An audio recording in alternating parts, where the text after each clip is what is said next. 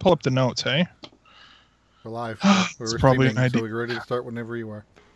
This by is the my way, first live one. Is there a chat I can watch somewhere? yeah, you go to youtube.com/c/NintendoDad/live. And then Slash. And then either mute or pause the video, otherwise we'll echo it ourselves. Yep. Yeah. Plus, it'll just take up bandwidth that Skype desperately needs. Gotcha. Oh gosh. I don't know what you're talking about. So much bandwidth. Okay. So I have the press release here. There's even a quote from Doug Bowser in the press release. Oh, yes. About? Just about. Momentum for Nintendo Switch is in full swing, and Nintendo 3DS continues its stellar run with a series of AAA releases. In other words, buy our crap. Like that guy had the easiest job interview. Seriously. Hi, my name's Doug. What's your last name? What? My last name is Bowser. You're hired. We can't not hire you. Right? Yeah, that was the whole thing. Okay. So, wow. So are we going through this whole direct? I guess so, hey. Kind of. I mean, let's hit the high points. I mean, there's some things we probably can gloss over. Not everything, Yeah, but we need to cover everything. Yeah. You're right. Just when I go posting this on the article on the website, the tags are going to be this big. Oh yeah, tags going to be ridiculous. 52 games. Is that really how many games they talked about? Yeah. Yeah. Nice. What if we did this? I included Fire Emblem Warriors twice because it's technically two separate games. I included each of those arcade games as individual games. And I included games that have already been released with DLC coming that was mentioned. Yes, 52 games. Mm-hmm. What if we split it up into what we thought was good, what we thought was not so good, what we were ambivalent about, and that way probably everybody is going to come up with something different there.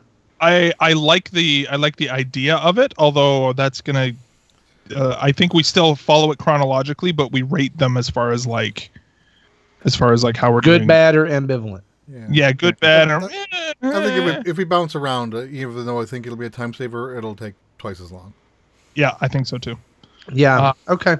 Plus, people watch the direct anyways, and what they really want is our thoughts about it. You know what I mean? I got you. But I hear ya. Yeah. Well, I'm ready to go. All right, you guys are. Let me get back to the top of the dock here. Let me see here. Scott and then do we have emails? I feel like I know Justin said let's do emails. I say skip emails this week because we got so much. Let me just go take a look. Let me see if it's like.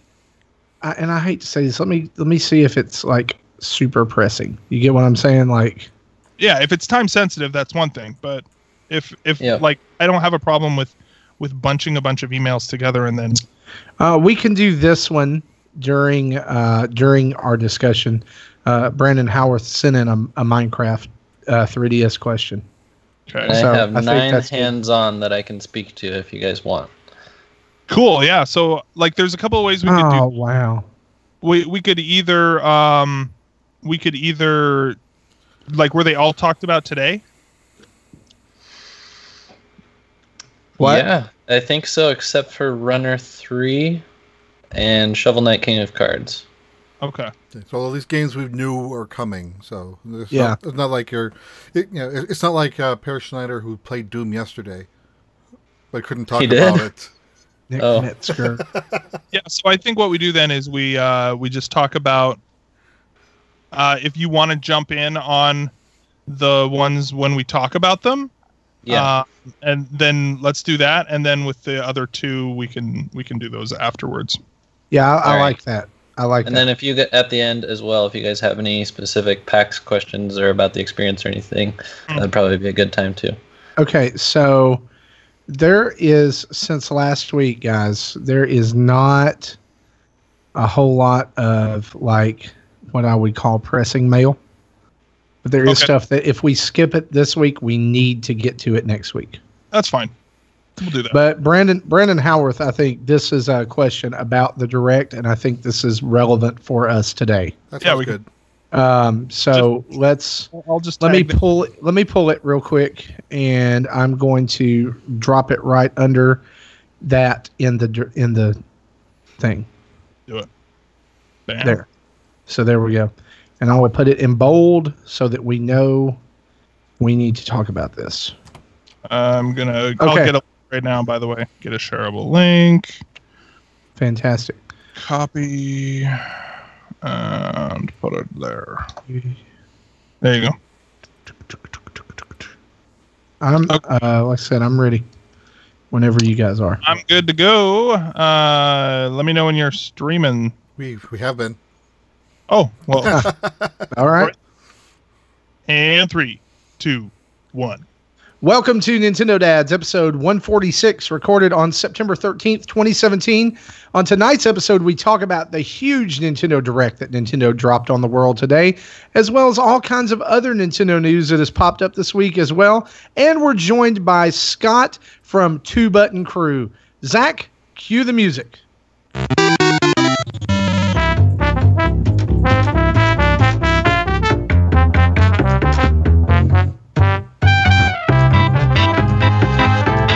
Hello, everyone, and welcome to another episode of the Nintendo Dads Podcast. My name is Zach Erickson, and tonight is September 13th, 2017.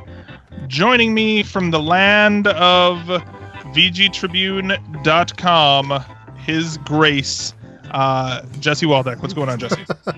I'm good. Your Lordship, I was playing the Octopath Traveler demo, and now I'm speaking in old-timey language. I still have to download that. It's a very pretty demo. I will say that. Speaking of pretty, joining us as well from the land of the South, Marty Estes. What's going on, Marty? It's the first time in my life anybody's ever called me pretty. It feels pretty. I do feel pretty. I feel pretty awesome after today's Nintendo Direct. Tons of stuff. And you know what? I feel like Nintendo's sitting pretty right now, too. Yeah, I totally agree. And right on. Speaking of which, joining us as well from the Two Button Crew, Scott Campbell. What's going on, Scott? Hey, guys. Very happy to be here. Thank you. I'm not quite a dad, so I hope that doesn't disqualify me. But are you a Nintendo? Talking all things Nintendo. Yeah, of course. Nintendo. Well, then you fit in. His hat says yes. Dude, that hat is amazing. For those of you, his hat says awesome.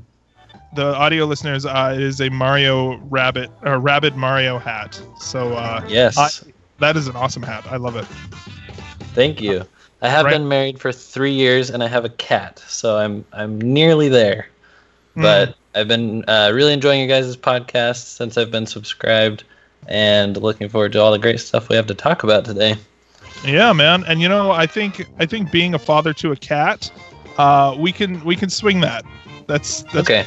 That's right on. Cat dad. It is definitely easier than being a human of similar age. Yeah. Zach knows all too well. This is true. Oh, yeah. Yeah. 12 or 13 months now? Yeah, he's just turned 1, so yeah, he's a handful right now. Well, speaking of a handful, we've got a ton to talk about this week, so let's head straight into it, shall we?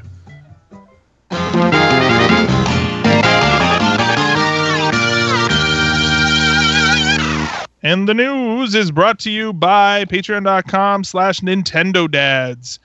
Huge thanks to all of our amazing patrons. Marty, are these our new patrons in these notes here? We've got 2 new patrons this week, Chris and Trevor B. And we thank you guys for joining in and making the world a better place by letting people know how much you love Nintendo Dads by giving us money. It's fantastic. Can I just make a couple let's talk about Patreon here for just a second, because we do need to do a little housekeeping, I think. I gotta check the website real quick. That's what I'm doing right now. We need than one pair of eyes on this, just in case. No. Yeah. So we're about to announce the winner of our September Retro Rewind. And this has been, let me just say this. I think since I've been on the show, probably the closest vote yet for Retro Rewind. I cannot believe it. As of earlier tonight, it was tied at, I think, just right at 28% for Metroid Prime and Castlevania 3 Dracula's Curse. Now, Zach, I have a confession to make. I'm going to call shenanigans on you right now. I have a confession to make. No, I was going to do. I did this to freak you out. Okay. So I went on here and I had voted earlier on my phone, and I voted on here for Castlevania because I knew that you had said it was a tie. For those of you who are out there listening and who aren't seeing what we're seeing right now, Castlevania 3 Dracula's Curse for the NES and Metroid Prime for GameCube.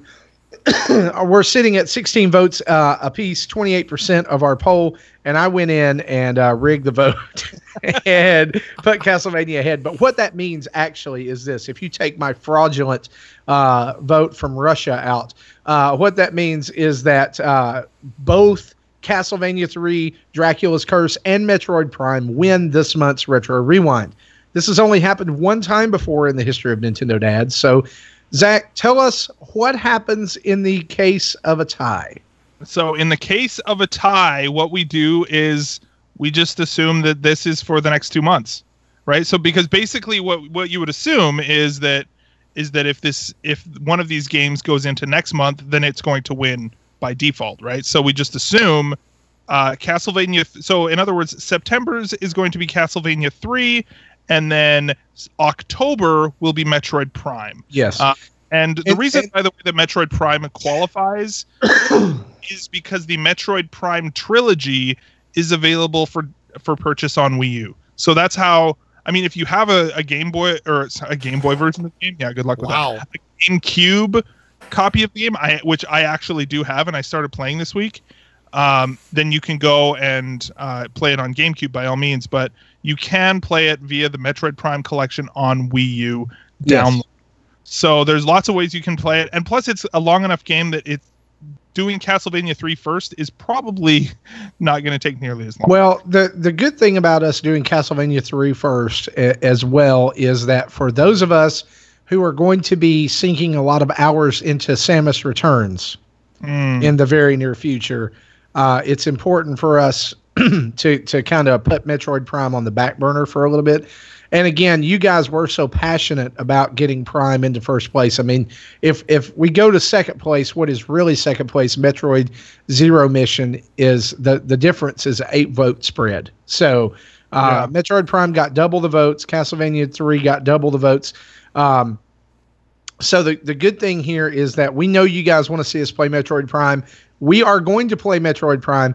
My only ask is let me play Samus Returns first.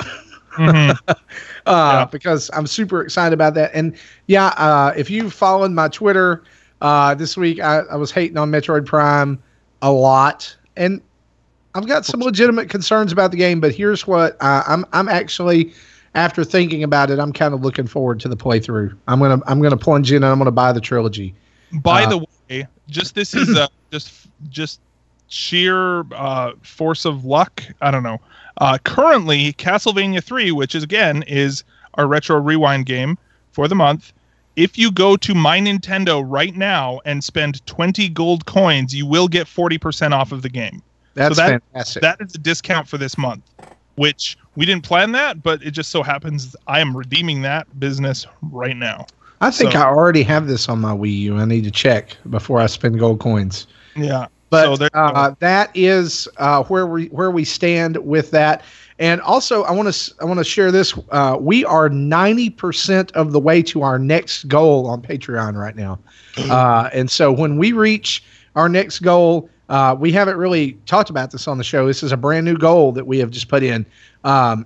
We will begin to give away $50 in eShop credit per month to one lucky patron. and that does not have a like a requirement on it, like the $15, you have to be in to get the mystery monthly merch box. So you can be $1 a month patron, and you could win $50 in eShop credit every month. Well, I mean, once you win it once, then I mean, you could be one of our monthly winners. Let me phrase that in a better way. There you go. You could be one of our monthly winners. And we originally debated, do we give out a game? In October, do we give out Mario Odyssey, or do we do this? And we think this is going to be a better avenue for you as fans. We want to say thank you to you for making Nintendo Dads what it is. And this is the best way we know to do that. That eShop credit will be able to be used on 3DS or Switch, whichever you prefer. And that way you can or Wii U if you still use it. Yeah, if you tell us you want Wii U shop credit, we'll give you Wii U shop credit. Well, they're all eShop. They're all the same shared. Actually, I don't think that the new cards work. No, they should, because it's still the same balance. I think. Is it? Okay. I think it's the same. Yeah, so I just know that. They're all one shared balance once you set it up that way. Yeah. Thanks for teaching me something, guys. You're welcome.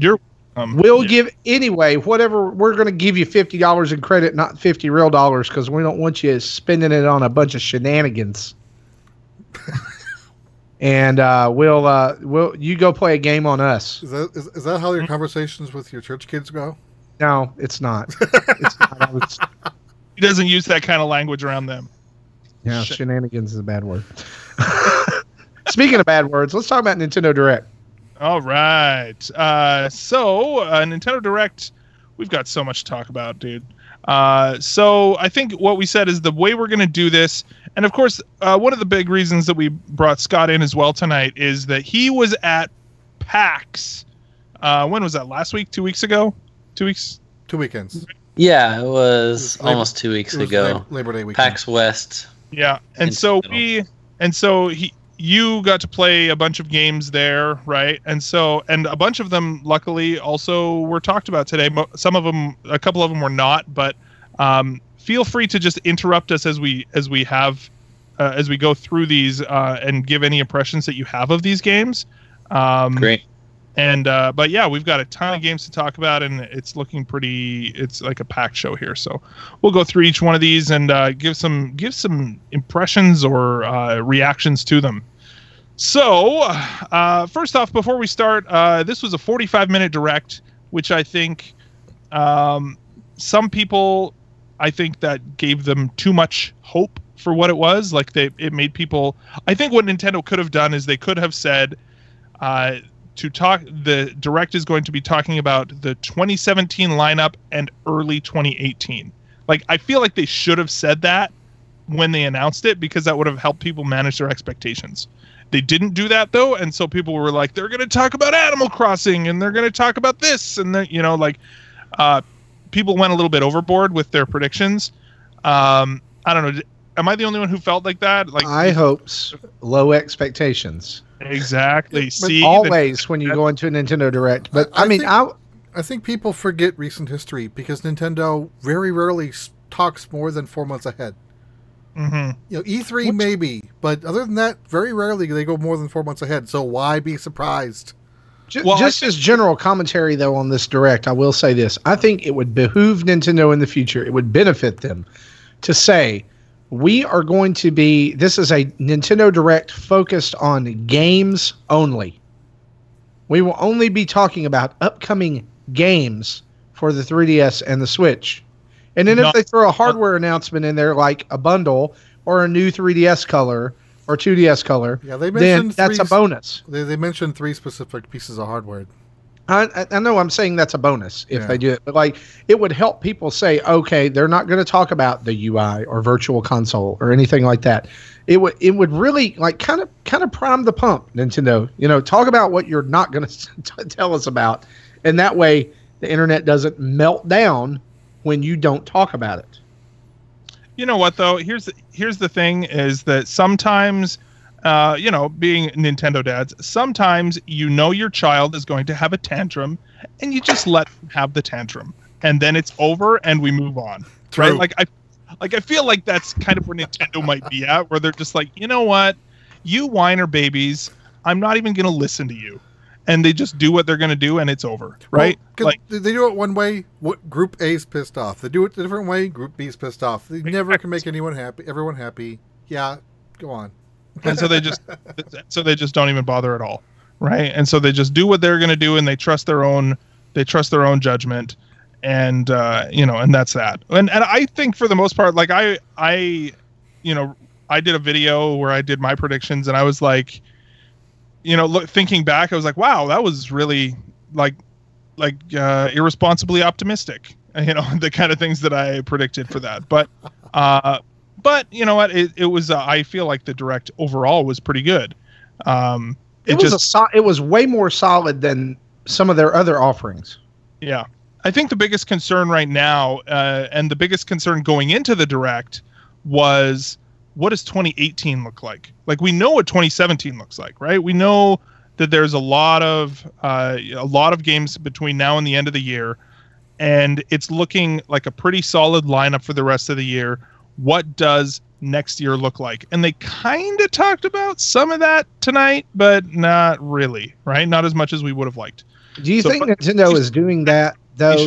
Do you think they're doing that, though, and giving us these little chunks of, here's what's coming out between September and December, so that you don't get so disappointed like, they did with the Wii U, where it's like, hey, we've got this game that's coming out 8 months from now, 10 months from now. Mm-hmm. And there's not. Yeah, I think it's too early.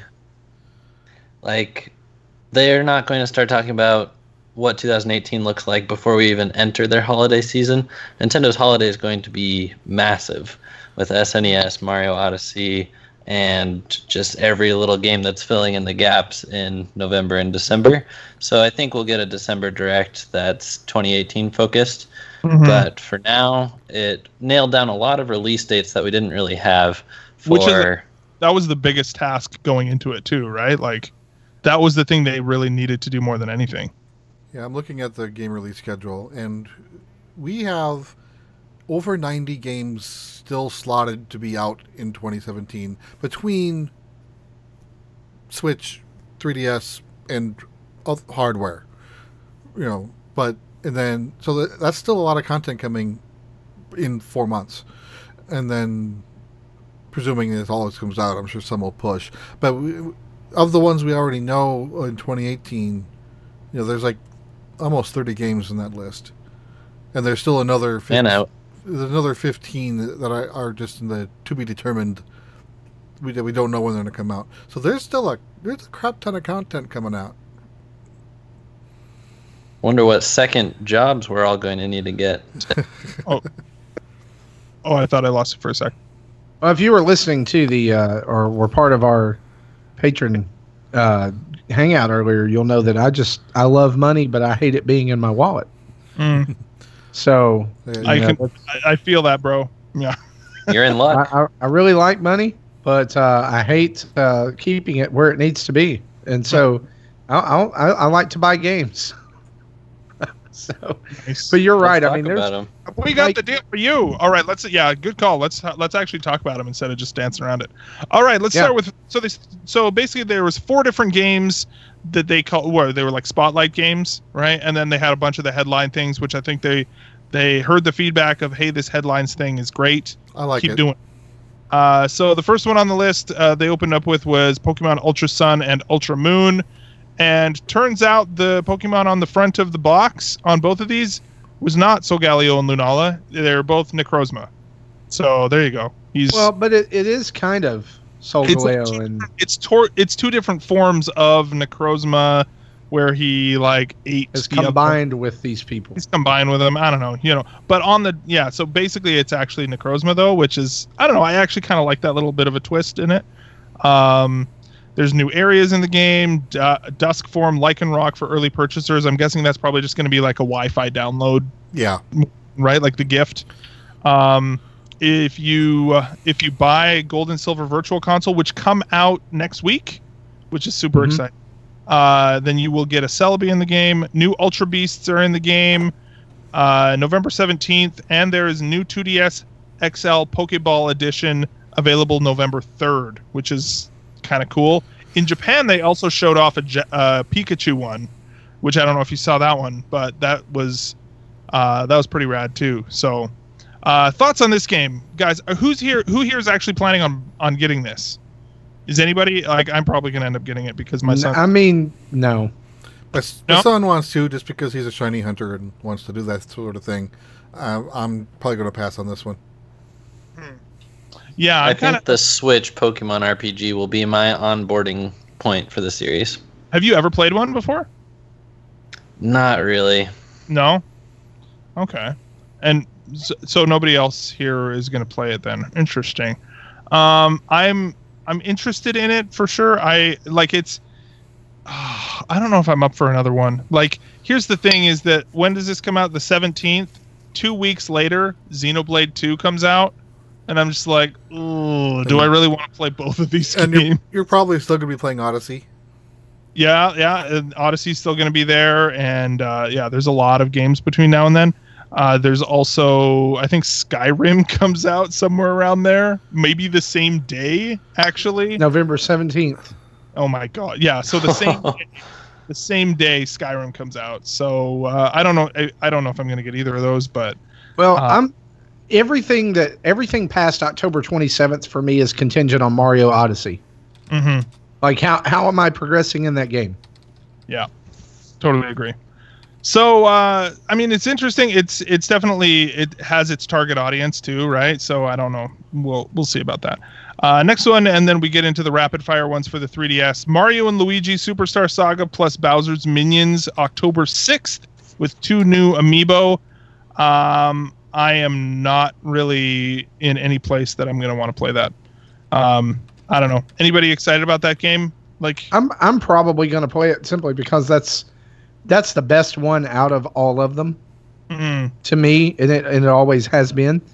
So I will more than likely. No, that's not Bowser's Inside Story. It's like Bowser's Inside Story is like the second best one of that series to me, but this is the one that kind of started it all. This is the Bean Kingdom one, where Fawful is just ridiculous, and I'm looking forward to playing through that one again.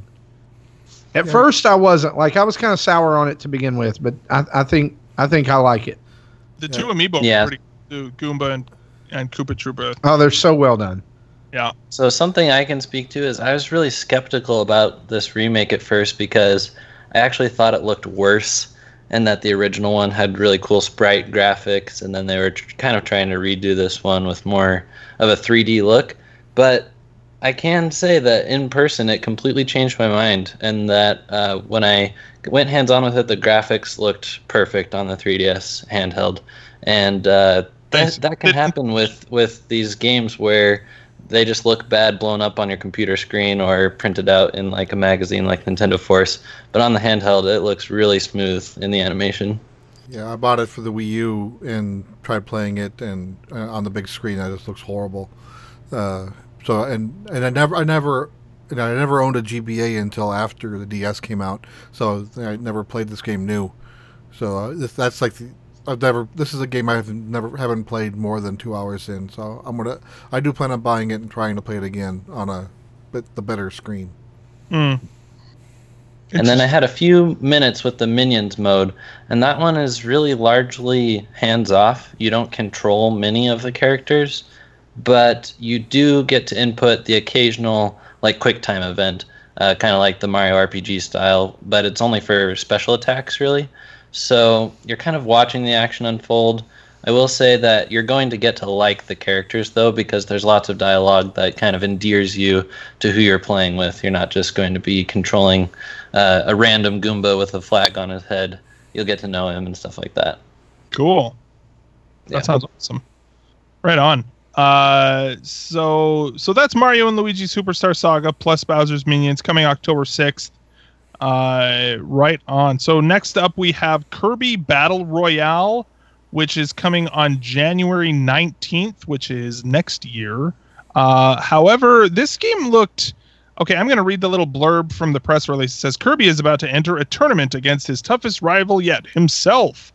The Pink Puffball's new game offers a variety of ways to fight, both in single and multiplayer modes. You can go to this poll thing and celebrate to get to vote for your favorite copy ability. This game had like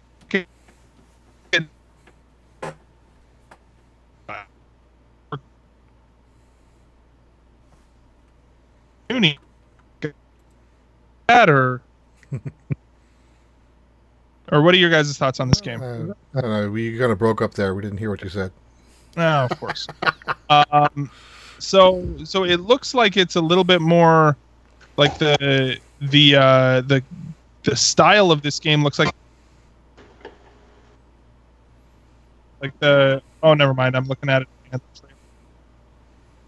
It's pretty much it's weird. Like is it the same style?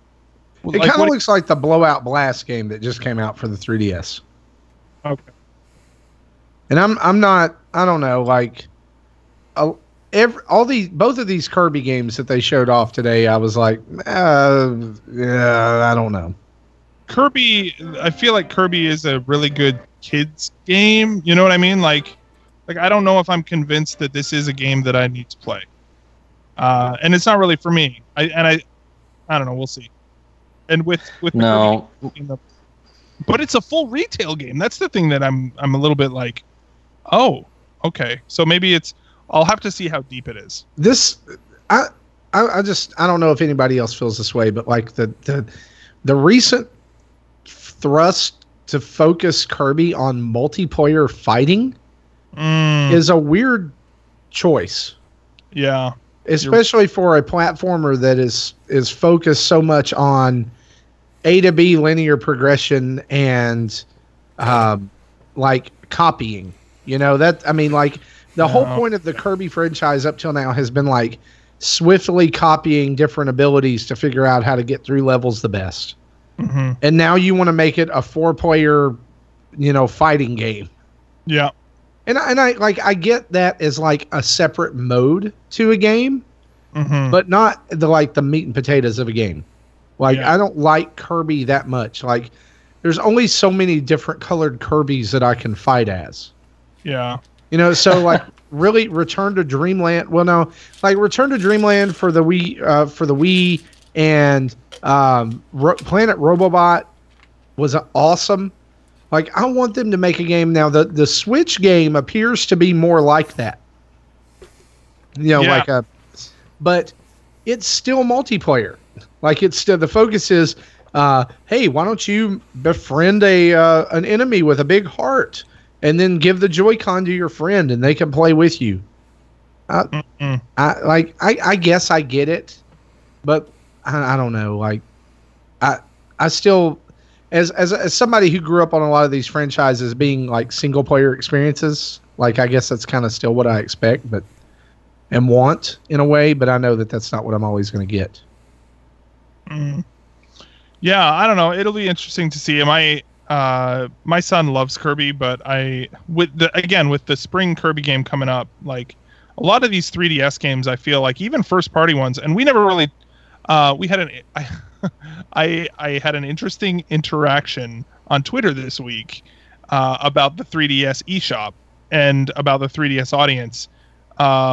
And I feel like the 3DS, I'm looking at this list of all the different games that are coming up, and honestly, even really big games, I'm like, yeah, I don't know. Like it's really hard to get me excited about a 3DS game nowadays. Whereas, like, conversely, a game that I normally would not be interested in playing, because it's on the Switch, suddenly I'm interested.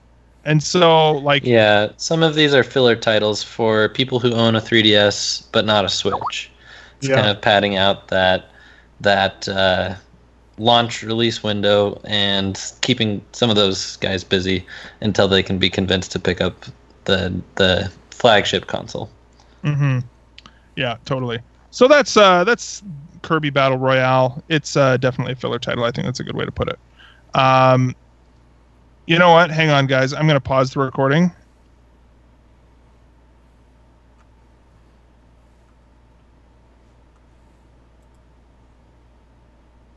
Everything okay? I paused the recording. I'm going to actually have to cycle my router for a minute because my internet's sucking big time. So just give me a few minutes. I'll be back. Yeah, you're fine. You're fine. Yeah, that was unusual. His video was crystal clear, but his audio was whacked. Yeah, I saw that. Wouldn't that be the other way around? Or shouldn't it be the other way around? Yeah, it should, but it wasn't. Yeah, so this happens from time to time, and he'll piece it together.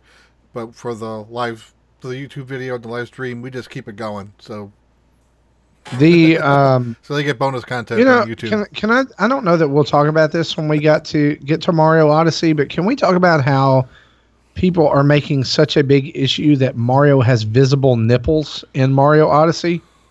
I'm like, guys, is there not anything else we can talk about? Yeah, I don't know. Some people are weird. I mean, like, I don't. You mean like when his shirt's off, right? Like the swimsuit outfit? Yeah. Like, it is right now. It is the top of the list article on mynintendonews.com. The headline is Mario has visible nipples in Mario Odyssey.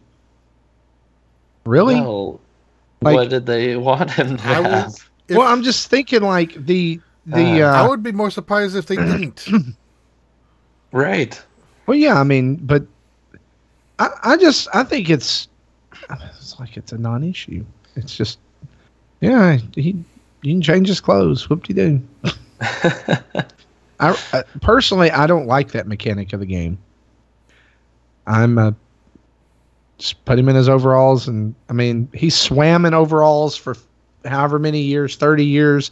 He's run through lava-filled chasms for 30 years in overalls. He's backflipped in overalls. Well, they are adding extra elements behind it. Yeah.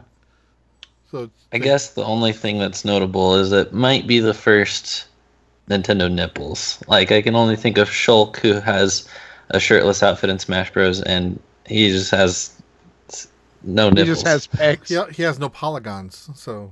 Nintendo, right? Nintendo nipples. There's your show title, Jesse.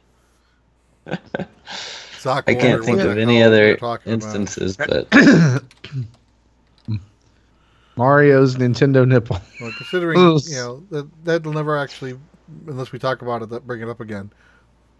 That's true. That's true. Speaking of which, have you ever thought that Adam and Eve did not have a belly button? I think I remember having a discussion when I was younger in church about that. They're like, what? If you go back and totally switching subject here just because it popped up on the Twitter device. If you go back and you look at the first wave of Smash Amiibo, compare those to the Champion Amiibo we're getting now. Yeah. And like Nintendo has this whole post up about like speaking of adding polygons. Details. Yeah, just the details on these, and it's insane. Yep, I like to poke fun at that. On our YouTube channel, we had a video called "You Might Be a Nintendo Fan If," and one of the qualifiers was if you bought the Link amiibo, even though his face was downturned and he was propped up by a frozen pillar of urine. It's a terrible amiibo, but it's like the most common one. It is awful. I don't remember if I bought that one or not. It was in my original purchase because I remember getting Smash. Yep, it's over there near the end.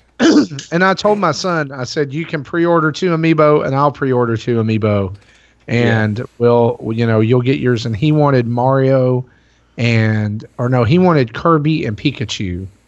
And I got Mario and Link, and I wish that I had, that was the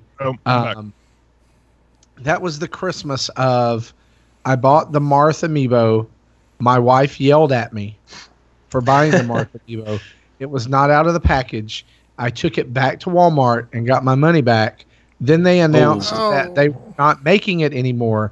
And then immediately disappeared from the shelves, even though she went 2 hours later to buy it and put it in my stocking for Christmas. And she was so sorry. She's like, I'm so sorry. was like, not as sorry as you'll be when you see how much it costs to get one from Germany. Wow. No. I've actually only imported like 2 amiibo. And we actually had, here's the crazy thing. We had a fan of the show once, and this was before I was on the show. I had guested on the show, and he was from Germany. And he had, like, I was on here talking about how hard it was to get Robin and Lucina. And he just messaged me and was like, do you want Robin and Lucina? And I was like, yeah. He's like, they're very plentiful over here in Germany. And so I was like, okay. He said, I will buy them for you, and I'll send them to you along with a price. So I forgot about it. And like a month later, I got a package with Robin and Lucina in it. He never gave me any instructions about where to send money, and then he disappeared from the line chat. So he just gave me 2 amiibo. It was really weird and neat, and I'm thankful. That's awesome. I mean, Zach, your video looks a lot better. Yeah. Oh, good. Sorry, I'm holding this up from recording. All right. Let's do this. Okay, and we're back. So that's Kirby, right? Everyone's excited about Kirby. Or not. Super. Everybody's excited about Kirby. It sounds like a song. Everybody wants to be a Kirby. Anyway. So next up after that, we had Yokai Watch 2, Psychic Sphincters, right? September 29th. It's just what I'm going to continue to call. did you change it in the release schedule? Probably. He probably did. I undid it. I put the right spelling back, but I saw that and I went. No. I'm going to go back and change it again. Where is it? So not only was this announced, but and given a date, but was also given DLC that will also work with your original copies of Yokai Watch. So if you've got Yokai Watch 2 and you don't want to buy Psychic Sphincters, then you can get the Oni something DLC, and it adds new characters to Yokai Watch Busters, and it adds some stuff that will help you transfer over to the new game. I'm going to be honest here, guys. I love Yokai Watch. I have a copy of Fleshy Souls that I got for Christmas, and it's not been in my 3DS once. You know what? I tried to play that game, and I got all the way to the part where you leave the main town and go to the little village or whatever. I don't even think I got far enough in that game to go back in time. Like, did you play the demo? Yeah, but I don't think I ever saved. Usually, it actually bothers me when they let you import stuff from the demo, because I feel like you're in a game like that. Though it probably shouldn't bother me, because it's reducing the amount of crap that you have to weed through in that game. But I did play it, yes. Well, I'm eventually going to play it. So, but I'm not buying this version. I'm not going to buy it. I'm at a point. See, here's my thing with it. I wanted to finish the first one before I started the second one, and I'm at the end game in the first one, and there's like 3 or 4 boss fights in a row. And I'm just not like my characters aren't powerful enough, and I just am at the point where like it's so backlogged in my catalog right now that I just don't care about it. Yeah, and that's the thing about RPGs, at least with me, is if I get deep into a game and I never finish it, if I stop playing it, I cannot go back to it because I'll forget all the mechanics. I've got to start over. And I'm like, I already put 60 hours into this game. I don't want to do it again. Yeah. So, like, Tokyo Mirage Sessions will probably never be finished. Oh, I didn't get. I'm actually thinking about just YouTubing the end of Yokai Watch and saying I did it and leave it on. Nice. So that's September 29th. Next one is Leighton's Mystery Journey, Catriel and the Millionaire's Conspiracy. October 6th. Is this game now? What's the deal with this game, Jesse? Right. So this game will be out on 3DS. Full normal retail price $40. My understanding is it's the same game that you can get on iOS for $15. Where iOS has additional DLC, microtransactions that the 3DS does not. But, to like buy outfits and a few other knickknacks, the 3DS comes with an outfit that is not available on iOS. But, The difference is that really worth $25 difference? You get to pay the Nintendo tax to play it on 3DS. I didn't want to play it on my iPhone, even though I've got 7 Plus. That's a small screen to play a game like that on. I wanted to play it on my iPad, but my iPad is too old, so I couldn't play it on it. So I didn't buy the iOS version yet. I'll probably still buy the 3DS version, but just because I can buy a new iPad. But now I'm paying $700 to buy a $15 game. I'm like, no. Nice. Does that make sense? No. Or it makes all the sense in the world. Sure, it does. It's totally fine. No, that's Marty's wallet, not mine. No, it's my wallet telling your wallet. It's consoling it. It's totally fine. It's speaking wallet language. I don't know. So is this like a game that how does this compare to the other Layton games? Like, is it similar sort of? I haven't played it yet, but so I don't know for sure. I've heard it isn't as good puzzle-wise as the previous Layton games because whatever the old Layton Puzzle Master no longer works for level 5. So if you play the games for the puzzles, you may be disappointed, but the story is still on point. So if you play the game for the wacky stories, you'll be happy with it. And okay. I play the game for the stories. Normally, by the end of the speaking game... of, No, I'm sorry, Jesse. I thought you were finished. Those type of games, I normally get so sick of the puzzles, I just walk through the last 25% of the puzzles just to get to the end of the story.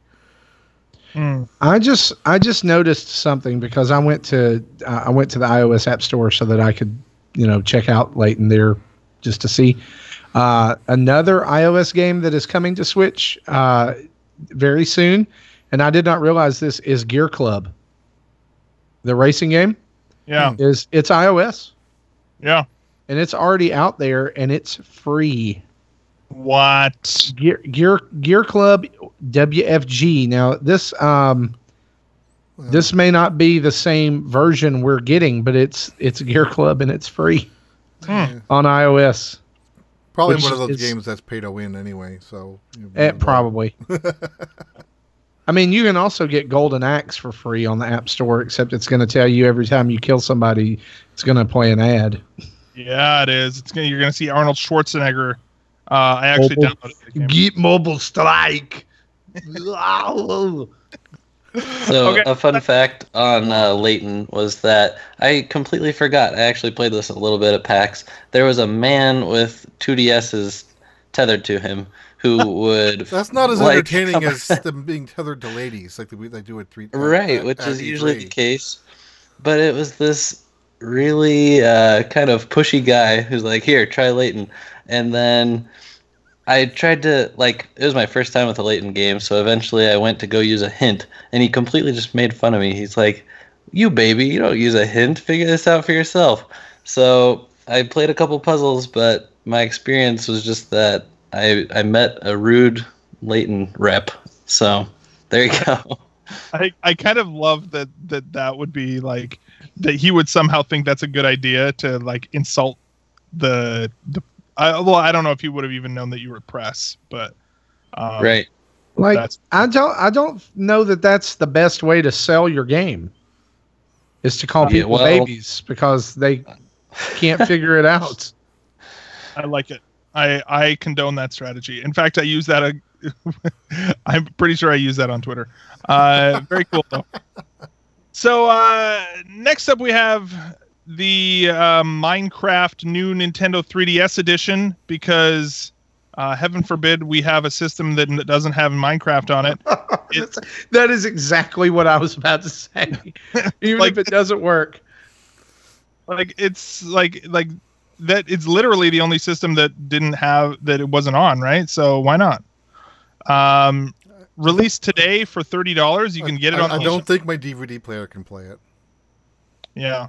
It will though. By the time it's over with, be able to navigate those menus.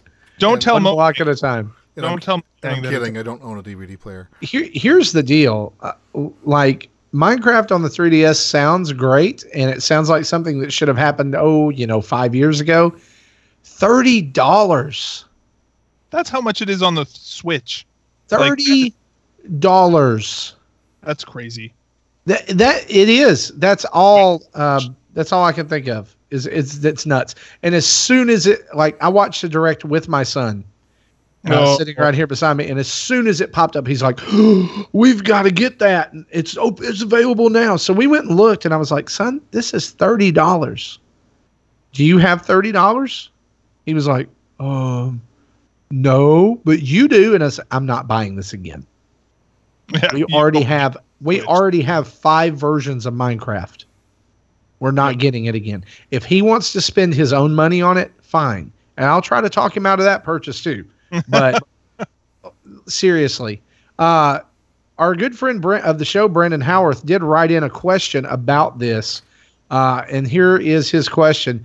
When Minecraft for 3DS gets a physical release, how many 2DS owner parents are going to buy it thinking it works on their 2DS? Oh, you know what though is it will have the horizontal white bar on it instead of the regular one.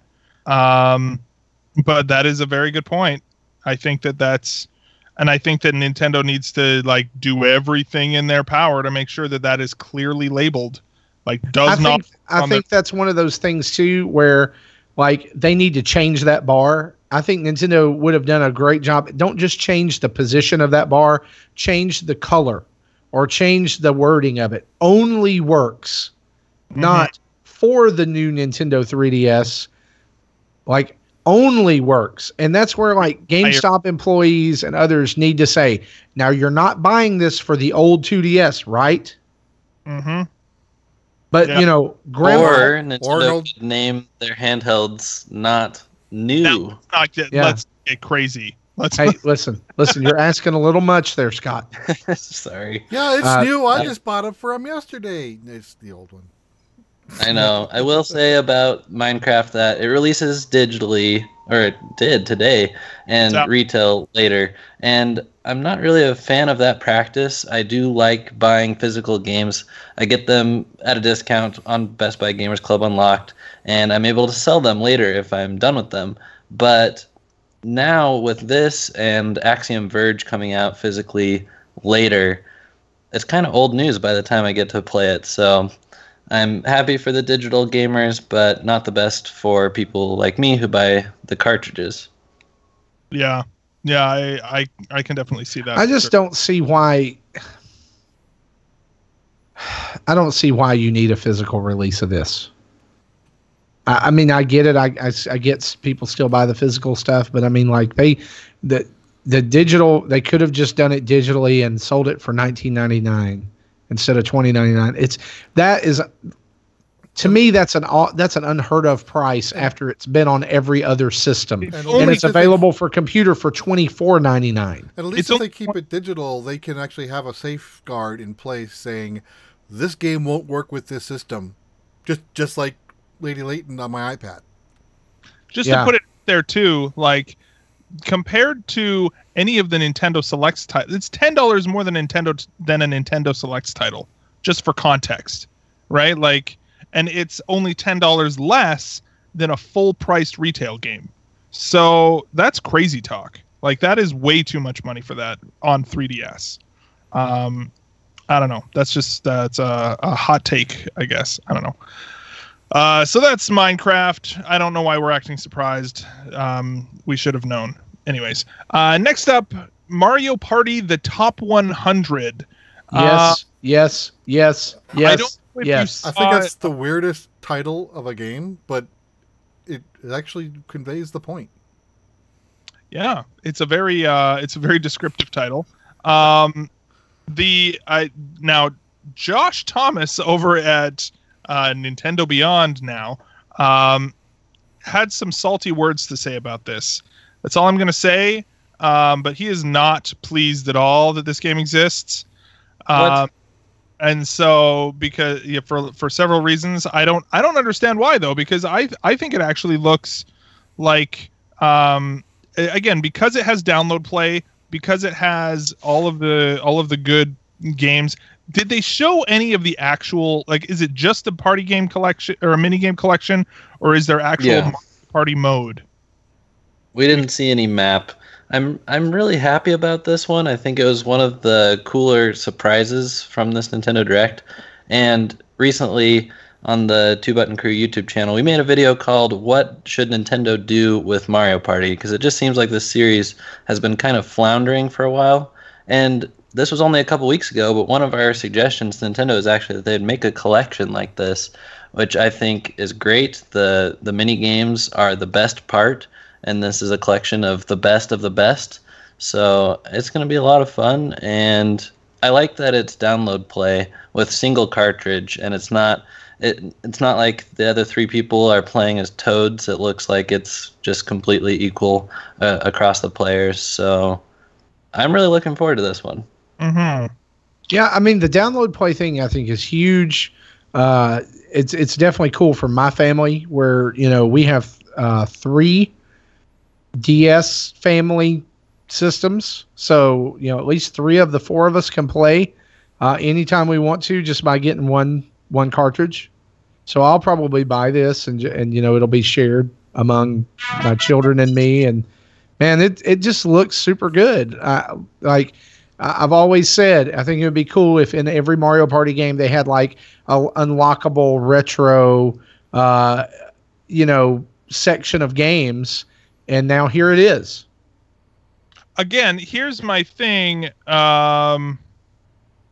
is where they did not show any of the actual, like Mario Party, like a board game, right? Like, is it just a minigame collection? That's my think so. Yeah, I don't think it's there, and I'm okay with that. I mean, do you really look forward to those portions? I don't think so. It depends on if it's like am I playing as a competition? Like I still get to play several mini games in a row to see who wins, because if it's literally just here, this mini game collection, oh, you win. Oh, now we'll play another one. Oh, now I win, right? Like, yeah, I mean, like that. It's basically mini game mode from every Mario Party game that's ever existed.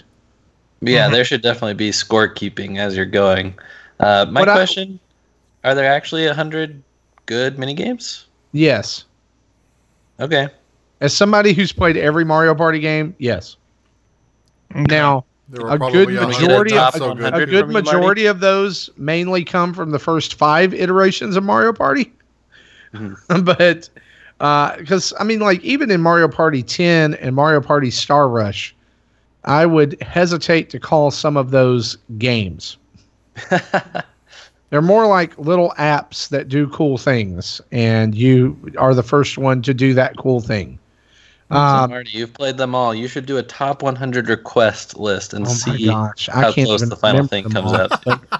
I can't even remember them all, and I may do it anyway just because of the insanity of that idea. But here's something that I wish and like a hope or just a blue sky dreaming about this title. What would be really cool is if they would take the top board game, board or whatever level from every Mario Party title that's got games in this and make it playable as the game, a game mode, the party mode. Because like there were some really cool ones back in the day, like Donkey Kong, Jungle, and I'm thinking of one in particular. Maybe it was the one on the Wii where it was like a seaside one, and you could call in the dolphins from Super Mario World and get them to move you across the board. And different things like that. Basically, anything before you got in a cart and rode around together would be great. Very cool. But that's probably not going to happen. I doubt it. It now, looks like what this gives me hope. I played the first 3 games, so most of the GameCube Mario Parties I never played. What this kind of gives me hope for is that Mario Party's not dead, and that we'll get a good Mario Party for the Switch. Mario Party for the Switch is going to be amazing when that. I said this on in our Patreon chat earlier or hangout. I think it's high time that Wario takes over Mario Party and we get WarioWare Party. Oh, that'd be cool. Where like all of the boards are themed for the different characters in WarioWare. So eventually you have like the 8 volt and 9 volt. Or the 9 volt and 16 volt or whatever, level where you're all competing in 5-second versions of old Nintendo games. Yeah. And it's all split screen, like retro split screen. I think that would be fantastic. And of course it's Wario, so it would be awesome. Nice. And that's another series that needs that sorely needs an update is WarioWare. Not Game and Wario. Give me WarioWare. Mm-hmm. All right, we are like halfway through these 3DS games and 45 minutes in. So let's keep moving. Samus Returns September 15th. For Metroid Samus Returns. Still waiting, Nintendo, for my review copy that's apparently in the mail. But that's okay. 24 hours away as of right now. Canada Post. Thank you. We're actually less than 24 hours away. Yeah. So that is coming this weekend. So everybody be excited for that. Next. All right. A couple quick notes is that the just for 3D fans, it is important to note that the depth is a lot better in person than even the trailer if you download it from 3DS.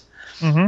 So look forward to that. And I will say, you guys are all going to be playing this this week, this Friday.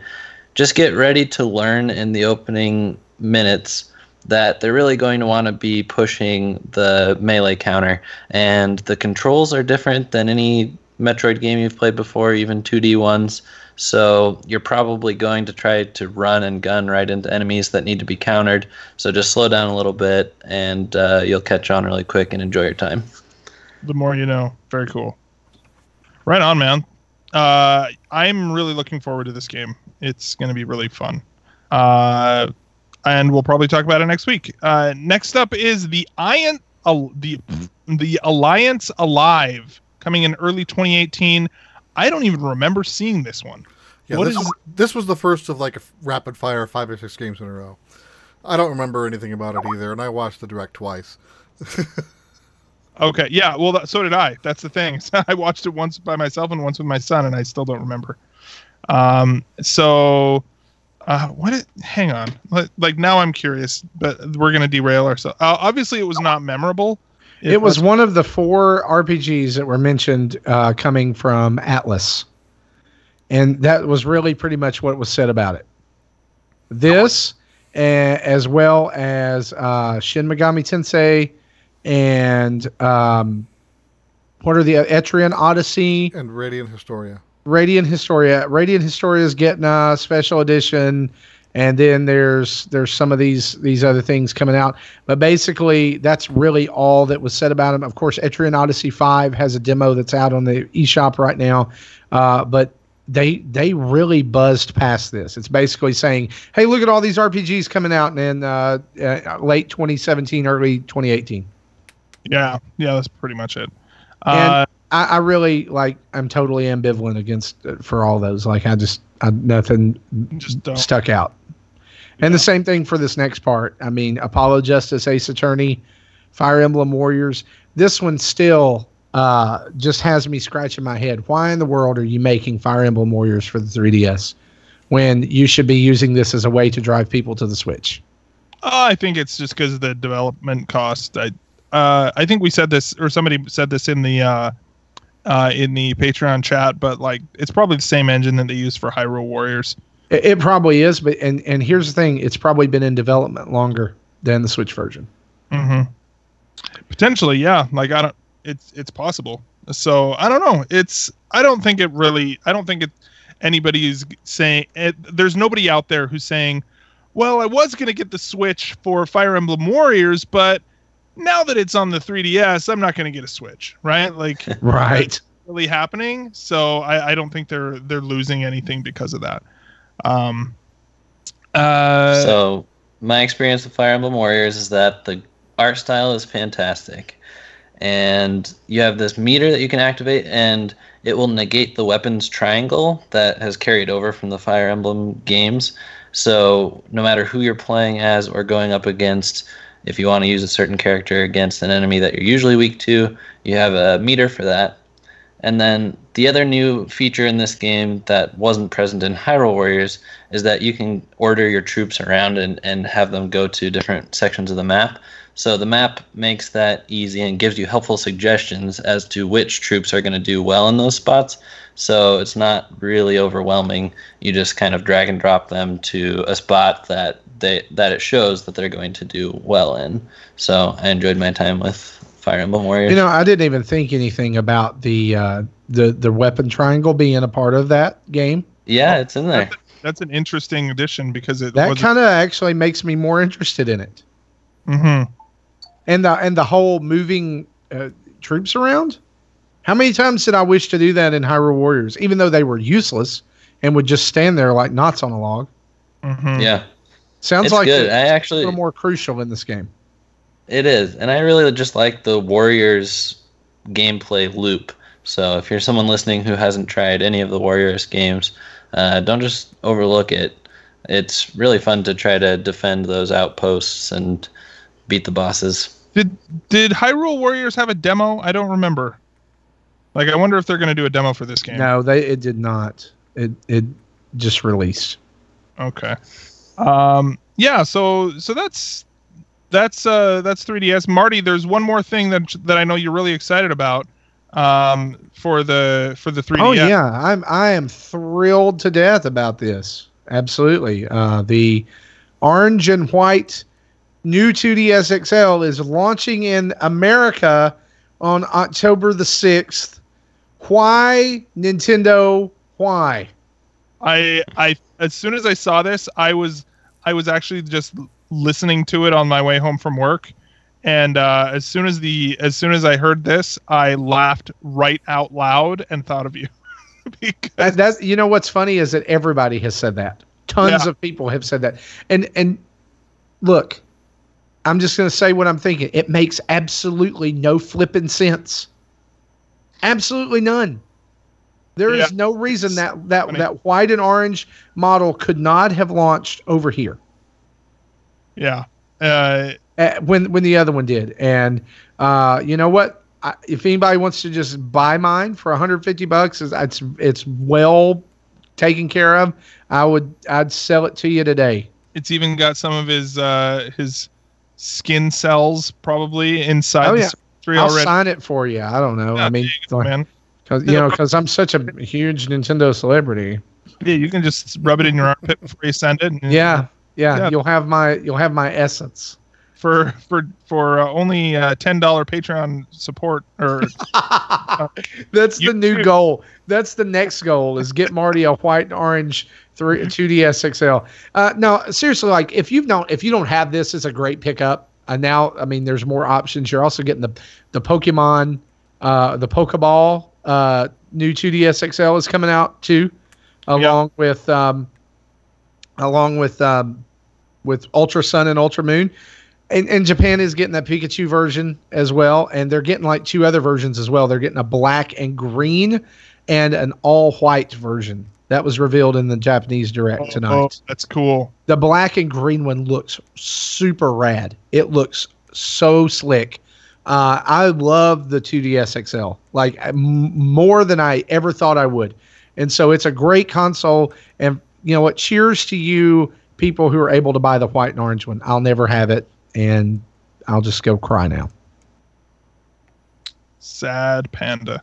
Right on. So that is the 3DS news. We're at like 56 minutes, so we're going to speed things up just a little bit because we've got so many more games to talk about. Okay, so did you ever think you'd be saying that?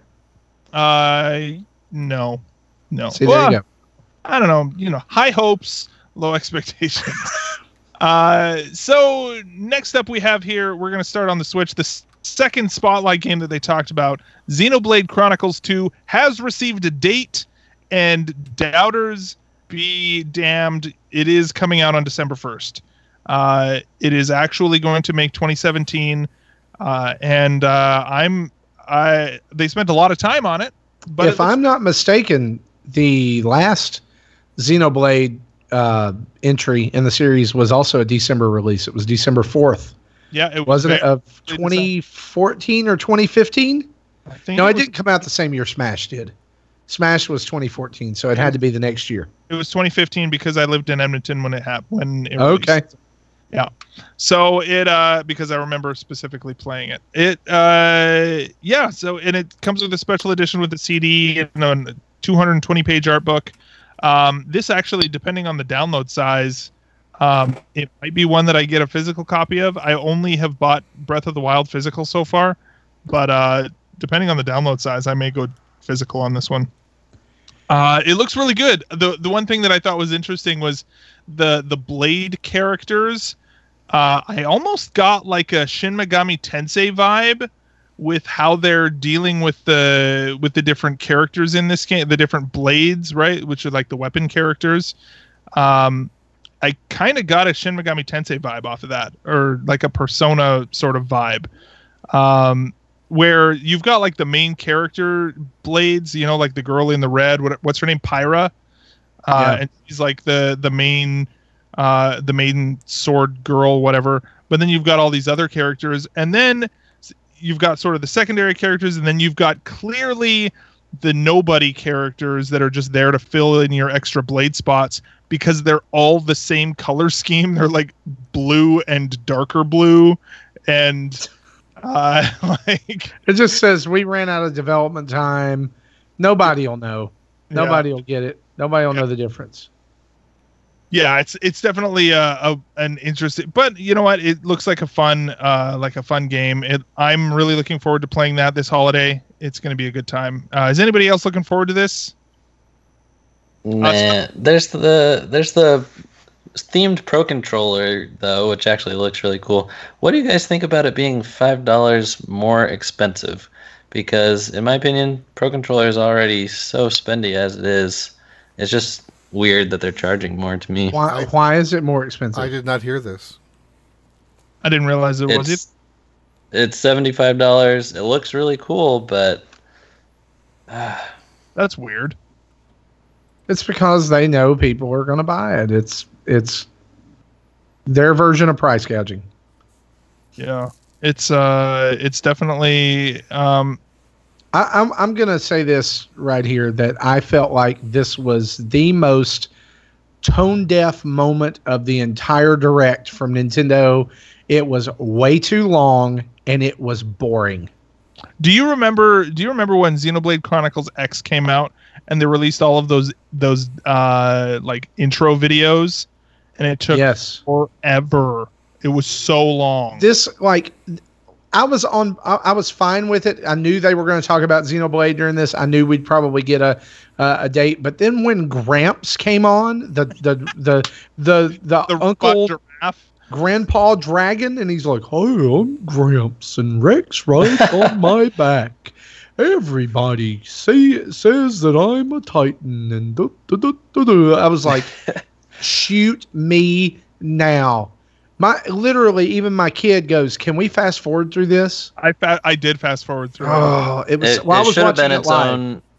Should have been its own mini direct for the people who are interested. That's the thing is, for games like that, and I said this in our chat, this is a niche game in a niche market, and the people who are going to be excited about it are already excited about it, and they're tuned in. You're probably not gonna sway anybody else right now. Yeah. Like, because I look at that game and here's my initial reaction to that game is, oh my gosh, this looks gorgeous. The music is incredible. The art style looks great. The landscape looks amazing. Holy crap, that combat looks really complicated. Yeah.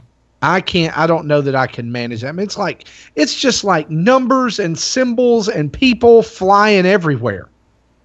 Yeah. You know, and it just doesn't make any sense. And like, you've got this, like, there's this moment in the trailer or in the direct where they're attacking this like armadillo thing, and the dude does like 4 hits of upper 600 point damage, and it barely does anything to the monster, right? And I'm like, at that point, your numbers don't even matter. You know, like, it's just big numbers for the sake of showing big numbers on the screen. Which is a big thing for, I don't, if you haven't played the Octopath Traveler demo yet, but big numbers on screen. Big numbers. Right? It's like, it's kind of like it's a new RPG trend. Yeah. Like, big numbers, break their defenses so you can bring out the big numbers. Yeah. Not every game has to be like that. I would rather they're like, I just don't know. And maybe Tatsunoko versus Capcom beat them all. It was a Wii fighting game. Yes. And you would jab someone and do billions of damage. 16 billion damage for a jab. I remember that. I love that game. So, if I remember right, what I talked about before, where I only played like 6 or 8 hours of the original Xenoblade, but I remember there being some sort of break system that yeah. Yeah, so it's kind of a staple of the series, if you can consider 2 games having a staple. Yeah. So, just looking at this, that Pro Controller it's a very interesting color scheme. Like, I don't know, it's kind of like this like pink, dark pink and turquoise thing. I don't know. It's interesting. So, I'm looking forward to it. I think it'll be fun. I don't it's okay if it's not for you though, Marty. Like, no pressure to like conform. Yeah, and I don't know. Like, I kind of sometimes I like to poop on things that people like because it's kind of like, well, because I don't like it that you shouldn't like it either. But like, I'm trying to not be that guy anymore. And like, I know that there is a subset of people out there who really like this. I got called out about this week on Metroid Prime, yada yada. Now here's the thing. Like, I know people are going to buy this. Here's my legitimate question, and I want somebody to give me I would love Nintendo to give me an answer. Like, how well does the Xenoblade franchise do for this to not only be a spotlight game in a direct that is highly anticipated, but to spend that much time on it? I think it's as far as for a particular niche market, I think it actually is pretty successful. Yeah, I don't know, especially for a game they didn't want to bring out to North America in the first place. Yeah, exactly. And I think it's it is quite popular in Japan as well. And like for the RPG market, which is I think a market that they're specifically going for because it's not being served that well in on the 360 or the PS4. I think they're pretty aggressively going for that market. Until Dragon Quest XI comes out. Yeah, I don't know. Well, and I guess Persona's out there too, right? But yeah, I don't know. It's I don't think Xenoblade X did too insanely well, but I could be wrong on that, especially for how much time they put into it. Well, in Japan, Dragon Quest is pretty close to mainstream, as close to mainstream as an RPG can get. Yeah. Actually, I heard that they actually passed a law saying a Dragon Quest game cannot be released during the week because too many people skip work to play it. That is awesome. Wow, that's amazing. So that's Xenoblade. I look forward to that December 1st. Then we get into some big rapid fire headlines. Splatoon 2 updates. We've got 2 maps coming. Kelp Dome, which is from the first game, and then Snapper Canal. New weapon, which is just a really big umbrella, and more maps and weapons are planned all the way into next year. So I don't know if we need to talk too much about that. Splatoon 2 is still a game that's really fun and exciting. Next one is Fire Emblem Warriors, which we kind of talked about earlier. October 20th, special edition available. Crom and Tiki Amiibo are coming out as well as they announced a new character for the game. And that is Lynn or Lindis or whatever you want to call her. Her friends call her Lynn. If you have played the original Fire Emblem on the Game Boy, the very first Fire Emblem game that came out in North America on the Game Boy Advance, in North America it was just called Fire Emblem, and she is one of the main protagonists in that game. So that's an interesting character to add to that. Considering most of them are from Fire Emblem Awakening or Fates. So she's one of the few characters that's not from that. So, interesting. I should have specified earlier, it was the Switch version that I played, so I can't speak to the 3DS one. I said that the graphic style looks really good on Switch. I can't really imagine that it comes through that well on 3DS, but we'll see. If it's anything like Hyrule Warriors was, it's very... very simplified. I think I called the characters in the background. I think at the time they almost had like they had a different frame rate than the actual player controlled character. Cheering people in the sports stand, stuff like that. Yeah, but you're also fighting them at the same time. It almost looked like a stop motion Harryhausen sort of animation style. Is almost what it reminded me of. The 3DS footage that they showed during the Direct did not look good at all. It looked very muddy, low textures, not a lot of clarity, very simplified, like Hyrule Warriors Legends did. Yeah. And you know what? The thing is that I played a lot of Hyrule Warriors Legends on the 3DS. So, I'm obviously going to be getting it on the Switch, but it's really fun. I really like Hyrule Warriors Legends on 3DS. So, that's coming October 20th. So buckle in if that's something you're looking forward to. Next up, Snipper Clips Plus, Cut It Out Together, coming on November 10th for $30, and with the physical copy as well. And if you have the game, then it's $10 for the DLC in the original game. I was super happy about this. Yeah. I love me some Snipper Clips. Yeah, and it seems like it's just more of the same, right? Is what it seems like. There's a new art style in the new DLC. It's like a comic book style. And you're also getting, you're getting new levels with that. And you're also getting the ability to go back and play through the older levels where your characters or whatever start as random shapes. Like a Christmas tree or a baby rattle or something that looked like a baby rattle. You have to figure out how to turn that into what you need. Mm-hmm. Yeah, so that's I don't know how excited I am for this. I didn't even get all the way through Snipper Clips. I'm not gonna lie, but I know I am more of an action than I like my games to be paced, and so I don't know necessarily meant for me. It's not. I mean, it's not for everybody. So, but hey, lots and lots of people really love that game. So.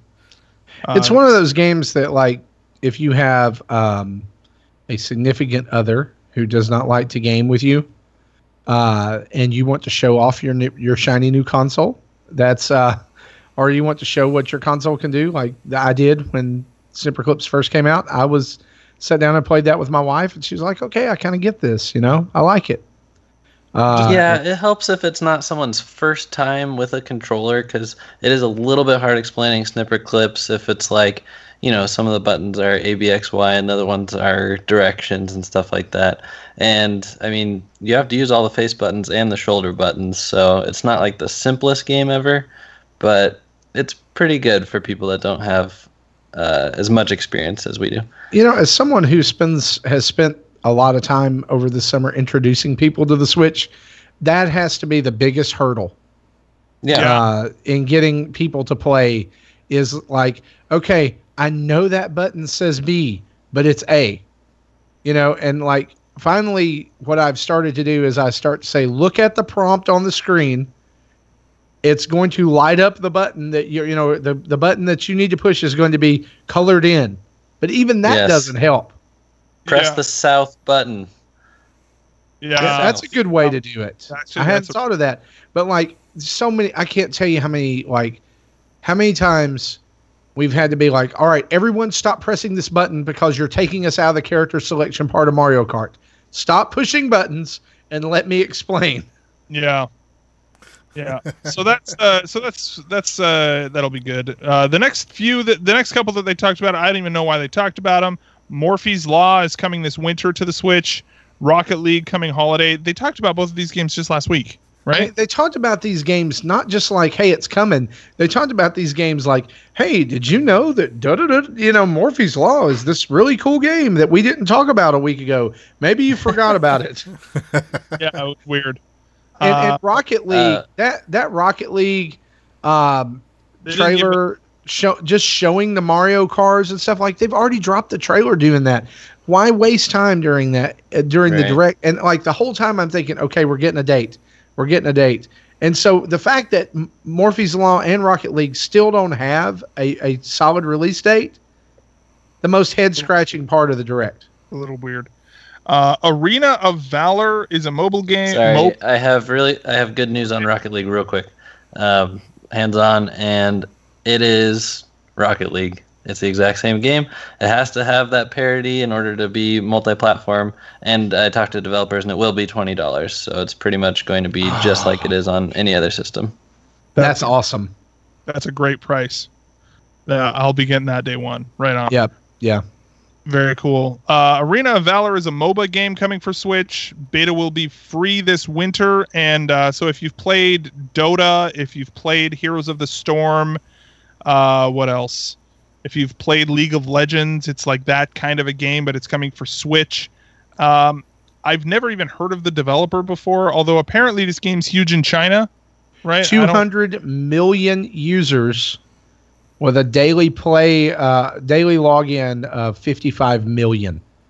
It is the number one game in China. That's crazy. So number one mobile game. I'm just trying to imagine what that server farm looks like. Yeah, as a developer. That's insane. So that's coming later this year. Interesting. I'm interested in it. I'll try it out. It's a free beta. I'll try that out any day. But check that out.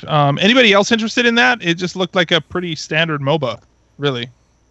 Yeah, I'm not gonna get that. Are you gonna try it though? Like beta is free. Oh yeah, the beta's free. Like I'll download it. I feel like it's kind of like, what was that game that came out toward the end of the Wii U cycle, where you like went in with a team and you fought zombies, and you got treasure and brought it back to the point.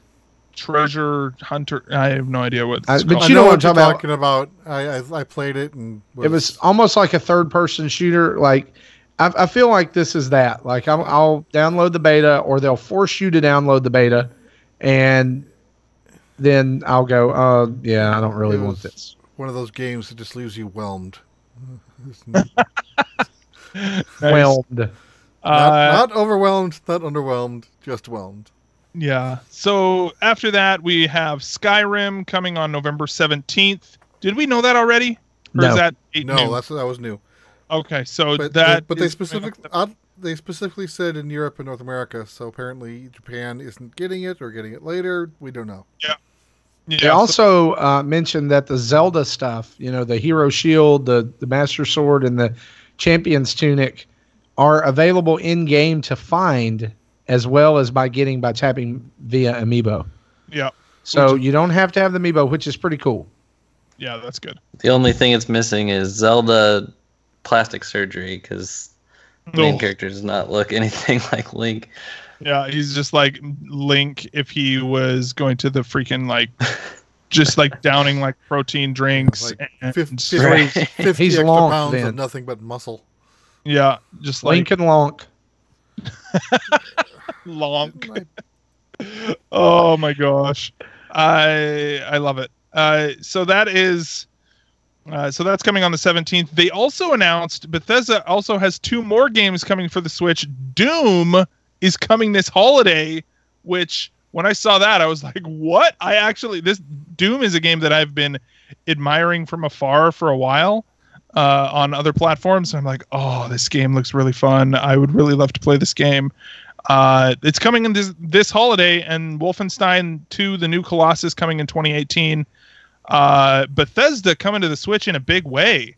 Like I think some people expected Fallout because of a leak, on I think it was EB Games or Amazon leaked a page for Fallout Switch Edition, but maybe in 2018. Go out there and buy those Bethesda games, people. Let's get Fallout on the Switch. Yeah, dude. I'm super excited for this. So, anybody else? Like, are you guys? I'm very excited for these 2 games. What was odd to me is how quickly they steamrolled over these announcements. Yeah, that was weird. It's like, also Doom and Wolfenstein are coming. Well, moving right along. There was no video footage. There was like maybe a couple of screenshots and things. But to a system who's like coming out of a time where you're struggling for third-party support, Nintendo, you need to throw them a bone here. Yeah. I mean, this might be akin to the Metroid Prime 4 reveal. Like, there might not be footage of these games, and it would not serve Nintendo well to show competing companies' footage. You know, it wouldn't look as good once it comes to Switch. It's not true because Per Schneider's already played Doom. Yeah, so that at least the footage is there. They could have showed it today. Okay, I gotcha. I keep forgetting about that. The thing is that it's still like, why, like, for me, like, I know that this was a direct that was going to spend. I knew ahead of time this was a direct that was going to spend a lot of time on Odyssey. I knew that, right? But when you get a game like that, when you get two games like that are that big, like it's that big a deal that they're coming to a Nintendo platform, you make that a spotlight game. You need to linger on that a little bit. You make that a spotlight game, or you spend a little bit more time of it than, hey, Bethesda Games has these games and blah, blah, blah, blah, blah. Next. It was just, it was a little off kilter. And I get it that maybe they didn't have the resources when the direct was put together or whatever, but come on. Good point. At least let's throw up a trailer on YouTube after it's over with. Yeah. Let's show people what it's going to, and look, here's the thing. NintendoEverything.com already has footage of it that shows it compared to the PS4 version, and it's spot on. Very cool. Really? And so the footage is out there. Like, you know, it's being passed around. But either way, without being negative, the fact that these games are coming is huge. And it shows that developers are finally going, okay, Nintendo's got something here. Yeah. And I was not interested in Doom before, other than the fact that I thought it looked really good graphically. And I thought it was a cool reimagining of the series. But I may give this a go on the Switch. Mm-hmm. Yeah, right on, man. I'm looking forward to Doom. That may be one that I buy a cartridge of, though, just so that I can hide it from my children. Well, that, and so that once you finish what is most likely a 5-hour campaign, you can go trade it back in. Yeah, that's probably true. Right on. So next up we have, I feel like just skipping this because who cares? Flip Wars update coming with local wireless play, because if there's anything that we're worried about, it's local wireless play, right? Like, come on. Okay. So Skip Wars. Yeah. So we'll skip. Next, the non-confirmation confirmation that the Virtual Console is exclusively found on the NES and Super NES Classic Editions, Nintendo's arcade ports for Switch. Arcade Archives Mario Brothers is coming September 27th, and other games to come later. I'll read those in a second. But this to me says, yeah, you know, we really know that you want to play the NES and Super NES games on your Switch, but go buy a Classic Edition because we're going to give you the arcade versions of these games instead. Oh, hello? Did I lose? No, I agree and disagree with you. Okay. And the reason, and honestly, Zach, the only reason I disagree with you is because I don't want it to be true. you know, like if by disagreeing with you, I make it not true, then that's what I want to do. But that's what is understand. That's what I'm afraid of. Like, yeah. I'm afraid that this is the nail in the coffin for VC as we know it. Now, it may be morphing into something different with the online service. And it may be like, here's the 10 games that Nintendo has up this month, the flavor of the month games, you know, or the 3 or however it is. And that's all they offer at a time. And you can download them and keep them as long as you have the service. But, you know, you only get 3 a month. But here's the thing. This is a pretty cool idea. I do actually like. I'm down on, like, I was a little bit down on it when I first saw it, and I think actually, you know what? Like, these games have not been available anywhere else, have they? No. This is a big deal. Yeah, I think this is the first time Nintendo's actually ported the full arcade experience to their systems. In the past, you know, they were close with the NES because, you know, the NES was just generally lesser hardware, so they had to make some accommodations. Plus, they had to work on a 4x3 screen horizontally instead of a 4x3 screen vertically. So and then every release of those games after that has been a port or re-release or virtual consoleized version of the NES version. So this is the actual arcade versions that, as far as I know, has never been re-released outside of arcade before.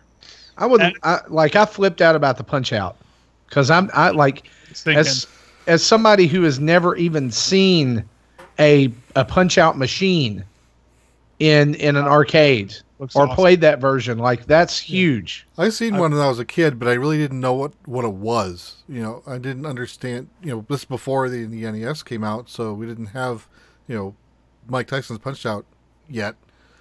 And it was years after I played Mike Tyson's that I realized, oh yeah, this is that version of that old arcade machine.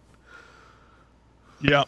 So that's so the games Mario Brothers is coming on September 27th. Other games to come later include Versus Super Mario Brothers, Versus Balloon Fight, Versus Ice Climbers, Versus Pinball, Versus Clue Clue Land. Punch-Out was shown but not mentioned by name. So I'm pretty excited about this. I'll definitely be trying a couple of these out. And also I do want to say as well, like while we don't have the virtual console coming right now, we do know that the classic games collection or whatever they're calling it is still something that's on the horizon as well at some point. So what do you guys feel like the projected price of these is going to be? Because they could really do good and set a great price here, or they can totally mess this experiment up by making it too high. What are the Neo Geo games at? $7.99. Yeah, I think if it's higher than those, then they've missed the point. Yeah, I think put it at NES level like $4.99. That's where they should put them. $5.99 tops. I think they may price them more than $5 because these are more technically advanced games than an NES game. But I think $8's overshoot, so which leaves very little wiggle room.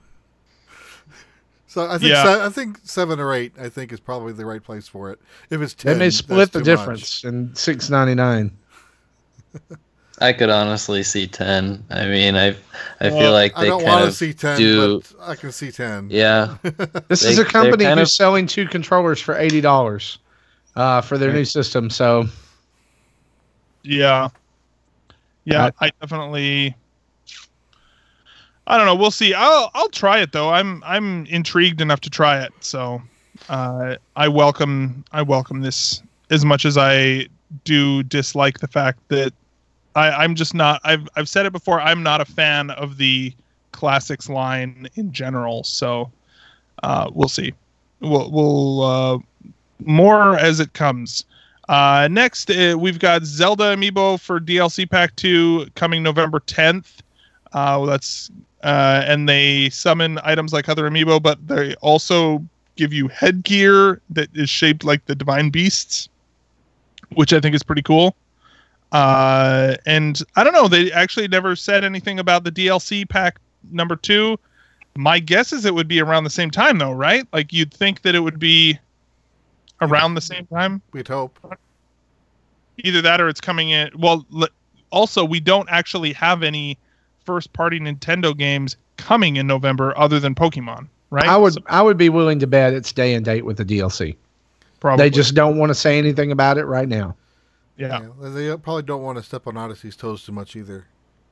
Yeah, that's true. Oh, that's right after Odyssey. Yeah, but too. A lot of people have already bought this DLC.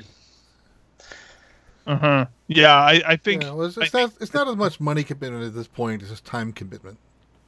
Well, gotcha. And the proof of release date is that Nintendo usually punctuates large scale releases, important releases with an Amiibo release on the same day. Yep.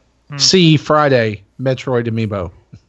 And not only that, but I think that usually around the time that a big game comes out, they very shortly after, I'm going to say within a week of Mario coming out, we will hear about the DLC for Zelda. Like I feel like we probably won't hear about it before then, but we will absolutely hear about it within a week of Odyssey coming out. And one thing to remember too is Nintendo is not worried as much as we are about Mario and Link competing on the same day. Because if you think back, Mario 3D World and A Link Between Worlds released on the same day. Yeah. And those were two huge games. Yeah. Very cool. So that's those are the Zelda amiibo. I still don't have those pre-ordered. I honestly am scaling back my amiibo purchases right now. I had them all pre-ordered from Best Buy and canceled them all. Yeah. And now, after I saw the helmets, I wish I didn't. But I still have. I didn't pre-order the Metroid pack, but I did pre-order this 4-pack. Do they sell? Are they selling it in a 4-pack? Was it? Oh my gosh! No, you had to. No, they're selling it in a 4-pack in Japan. They're not selling it in a 4-pack here. They're selling it as individual boxes. I wish they would. Now I gotta check my pre-order. Jesse, you could have had a 6-pack if you went with the Metroid ones too. No, Jesse's got a 6-pack already. I pre-ordered the Metroid ones for this the dual pack for this week, and I have the 3-pack of Mario Odyssey and probably can't. Yeah, it was a 4-pack at least a 4-pack purchase from GameStop for $64. Oh yeah, I missed those on GameStop. That's crazy talk, man. So right. That is so ridiculous. That's probably like $90 Canadian. So that's then we got into some sports ball after this. So we've got NBA 2K18, which is coming out on Friday digitally, as well as October 17th retail. WWE 2K18 coming fall 2017. They said October 17th from a previous article. Is that what you're saying? Yeah, they didn't give a date today, but I had October 17th down from something else. Whether it was a press release, whether it was from it wasn't from Nindies. But I don't know where that date came from, but I had it written down somewhere. Okay.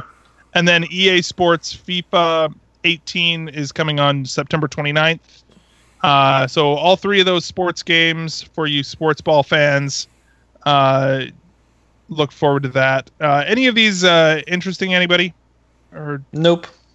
No. No. I'll probably pick up the WWE game at some point, but yeah, unless it has a character creator like the 64 games. Oh, it will. I will pass. Oh, it will? The character creation tools in those games have just gotten super intricate. Can you be the Undertaker in this? Oh yeah, sure you can. Can you design your own intro to the game? Yeah, all of these, the features that they had in the past, I think with 2K16 even, design your entrance, design your character, design a belt that they can compete for. So long since I played a wrestling game, but you are like, that sounds so fun. It's been so long since I did that. I wish that there would be another with the same engine or the same gameplay type as like No Mercy and the You want to know when the last time I played a wrestling game was? Never. A Winner Is You. Oh my gosh. Dude, now I just want to play a Nintendo 64 wrestling game, because I actually have a lot of really good memories of that. But WWF No Mercy for the Nintendo 64 will forever be the best wrestling game ever created. Oh, good. Yeah, I'm so excited. I might actually end up getting that now. I will say this, that like those games that you remember were a little more arcadey, as far as, I mean, there was technical stuff like reversals and everything. The 2K series of WWE games is a lot more like a sim. So it's a lot more, I mean, it's wrestling, and there's still stuff you can do, but it's a lot more intricate. Okay. Like there's Zach, there's more buttons now. Since then. That's true. Then finally they talked about Pokken Tournament DX. There is a demo available now. We actually have a review code for this, and I have been playing it, and I can't really say too much about it other than Pokken Tournament. It is a competent. It exists from the original. I guess that's all I can really say right now about it. But yeah, and I can speak to the multiplayer real quick for anyone who's been curious how that will work transitioning from Wii U, where each player had their own screen, to Switch. I got to find out about that and play against this pro from Nintendo. And default setting is that player 2 will control their character from player 1's perspective when you're in whatever this game calls all range mode from Star Fox. But so player 1 gets to see from over the shoulder, and player 2 has to control from that perspective, and that was really hard to get used to. Sounds like it would be difficult. It's a learning curve. You have the option if you'd like to play split screen though, but you're going to sacrifice half the frame rate. So you will have to get used to that. What I wish they would do is like alternate who gets the over the shoulder view. Maybe do it every other time that there's a phase shift, or maybe make the player that's behind in health or rounds be the one that has to have the worst point of view. But as far as I can tell, it's just always player 1 gets the advantage. Yeah, and the one thing I will say too, along with that, is the split screen. I feel like I don't know if you got to play it split screen at all. That frame rate drop though is definitely, it's there. I guess is what I'll say. You need those frames in a fighting game. You really do. And so like I think if you're playing it, it depends on how hardcore you want to be. If you're literally sitting tabletop mode with Joy-Cons, like playing it, like I imagine that it's not going to be that big of a deal, right? Because you're not going to be that hardcore with it. But if you're wanting to be serious about your competitive local multiplayer, this may not be the yeah. Well, actually, they'll have better options for that, like LAN stuff for the people who take it really competitively. So. Exactly. But like if you want to sit down with it and just like, hey, let's play real quick, and you sit down with a friend, right. it's not that big of a deal, right? Like you've got a lower frame rate, but also we're playing locally with a friend, right? And that's what you're there to do. So yeah, it's and I imagine once you get used to it, then it's not that big of a deal. So I still can't it's get not over unheard of. That kind of thing happens in Mario Kart as well. What were you gonna say, Marty?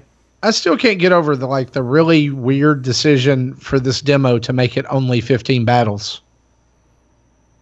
Yeah, and the fact that they've only got 3 characters is a little bit weird too. Like I can get limiting it either way. Maybe limit it to maybe limit the characters, because then the battles will be limited. Like you'll be like, well, I've tried the 3 characters, or we've played for a little bit with all this we can do. But limiting it both ways, just a little strange.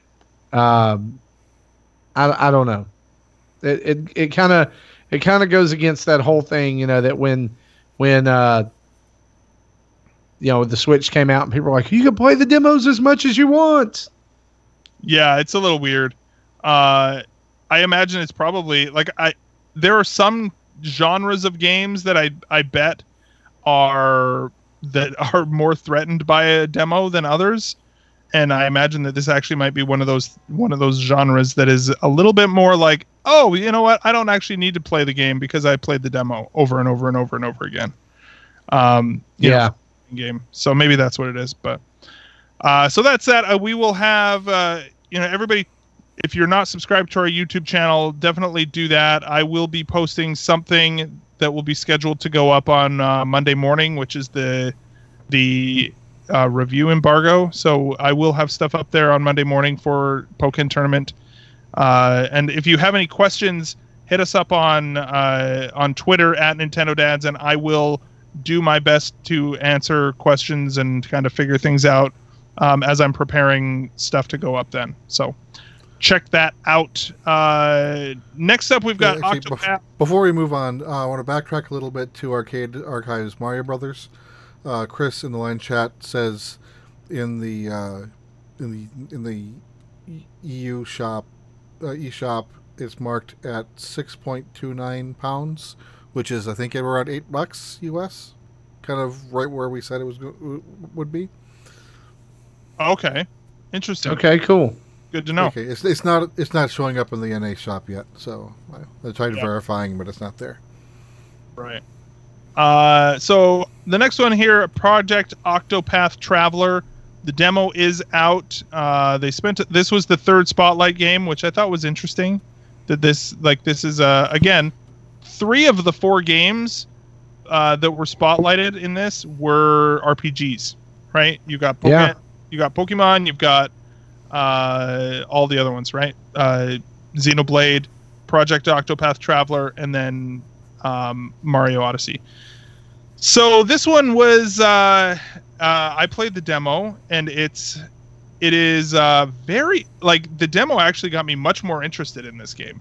It's a little bit talky. It's a little bit but it's also like, it actually, Jesse, I don't know if you played it, but it reminded me a lot of Final Fantasy VI.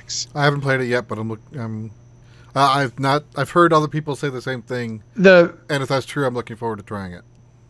Yeah, the visual style on like the buildings and things, that's the first thing I thought of. I was like, that's the original village that you walk into at the beginning of Final Fantasy VI.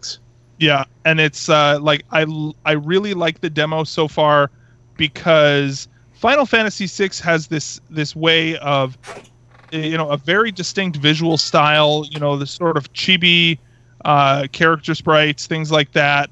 But the way that it portrays itself is like, no, this is a very serious, grounded world, right? Like, we're like, don't be mistaken by the fact that by how our art style is, we are 100% like, this is real business, right? Like, we're serious about this. The world almost just about ends halfway through the game.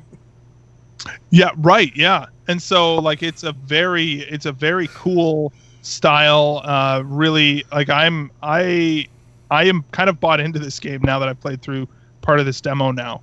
The art style, or the battle system is I only ever played the demo of Bravely Default, but it has that sort of thing where each turn you get like a charge of something that you get to then take multiple turns per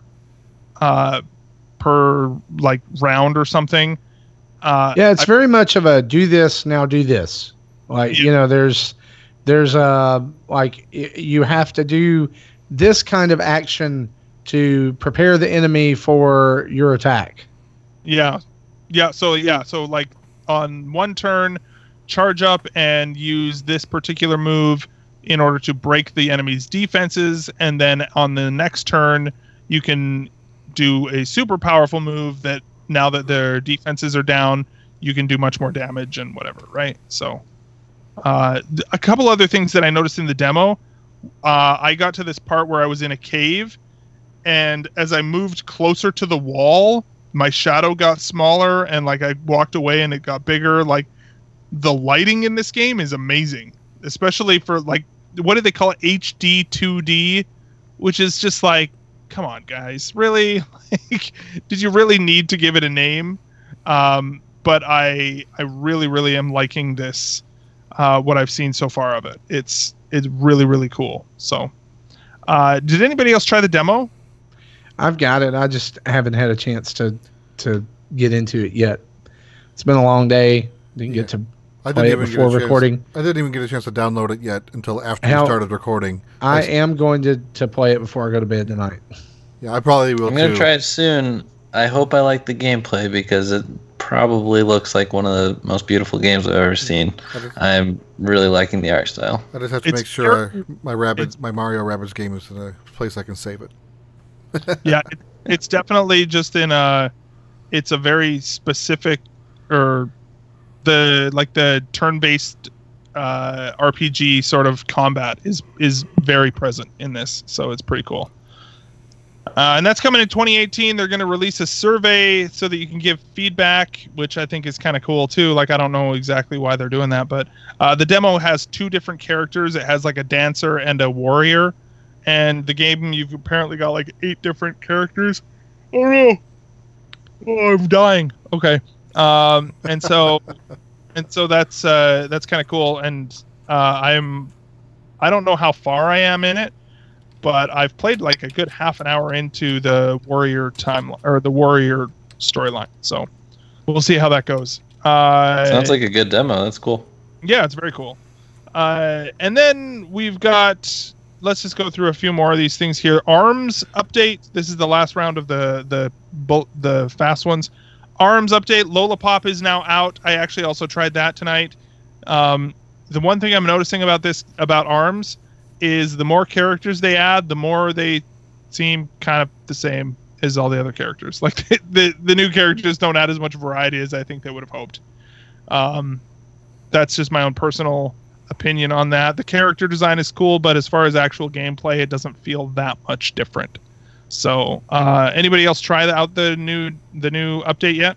Yeah, I actually did try that because I knew it would be quicker than getting into Octopath, right before we recorded. So when we hopped into the chat earlier to the patron hangout, I decided I like her. The only thing that I've had this complaint since ARMS came out, and I will still say this: if a character has an ability like Twin Tail, being able to hover and slow down time, you really need an explanation of how to do that. Yeah, like when you select the character. Because I know Lollipop has this thing where she can expand in the air and crash down. Mm-hmm. But I kept trying to make it happen, and it just would not do it. Big news is that you can remap your buttons in this update as well, which is great. You should get that shield or block on something else besides the stick going down. Yes. Because that's not convenient. So No. I'm glad they added that. I did sell ARMS a few weeks ago, though. It just didn't grab me, so to speak. Huh. Yeah, I was interested when I noticed the other day. Rabbids has been out a week, 2 weeks, right? I've put more hours into Mario plus Rabbids than I have into ARMS. I was shocked. Because I thought I'd played a lot of ARMS. Yeah, ARMS is, I don't know how much longevity ARMS really has.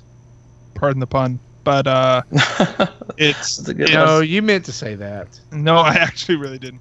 But it is definitely, it's just I don't know. It's I don't know. It's losing its appeal, I guess. My son still loves it. It was funny because after the direct, I was talking to my son, and he's turning 7 this month, and I was like, dude, so Mario, what do you like? We were talking about Mario, and I was like, yeah, that game and one other game are people are saying that those are going to be the 2 best games of the Switch this year. Mario, and what do you think the other one is? ARMS? And I was like, no, that's not what other people are thinking. What do you think it is? Either ARMS or Splatoon. And I was like, oh, okay. Well, it's Zelda, what everybody says. And he was like, oh, okay. And Right. he was like, the look he gave me was they're wrong. So anyway. Yeah, I'm glad Nintendo is putting out a game every 4 or 5 weeks, but they're just not all going to have the same staying power as Zelda or Mario or Splatoon. Yeah, for sure. Okay. Well, I'm losing steam fast here, guys. Dragon Quest Builders is the next one here. Spring 2018.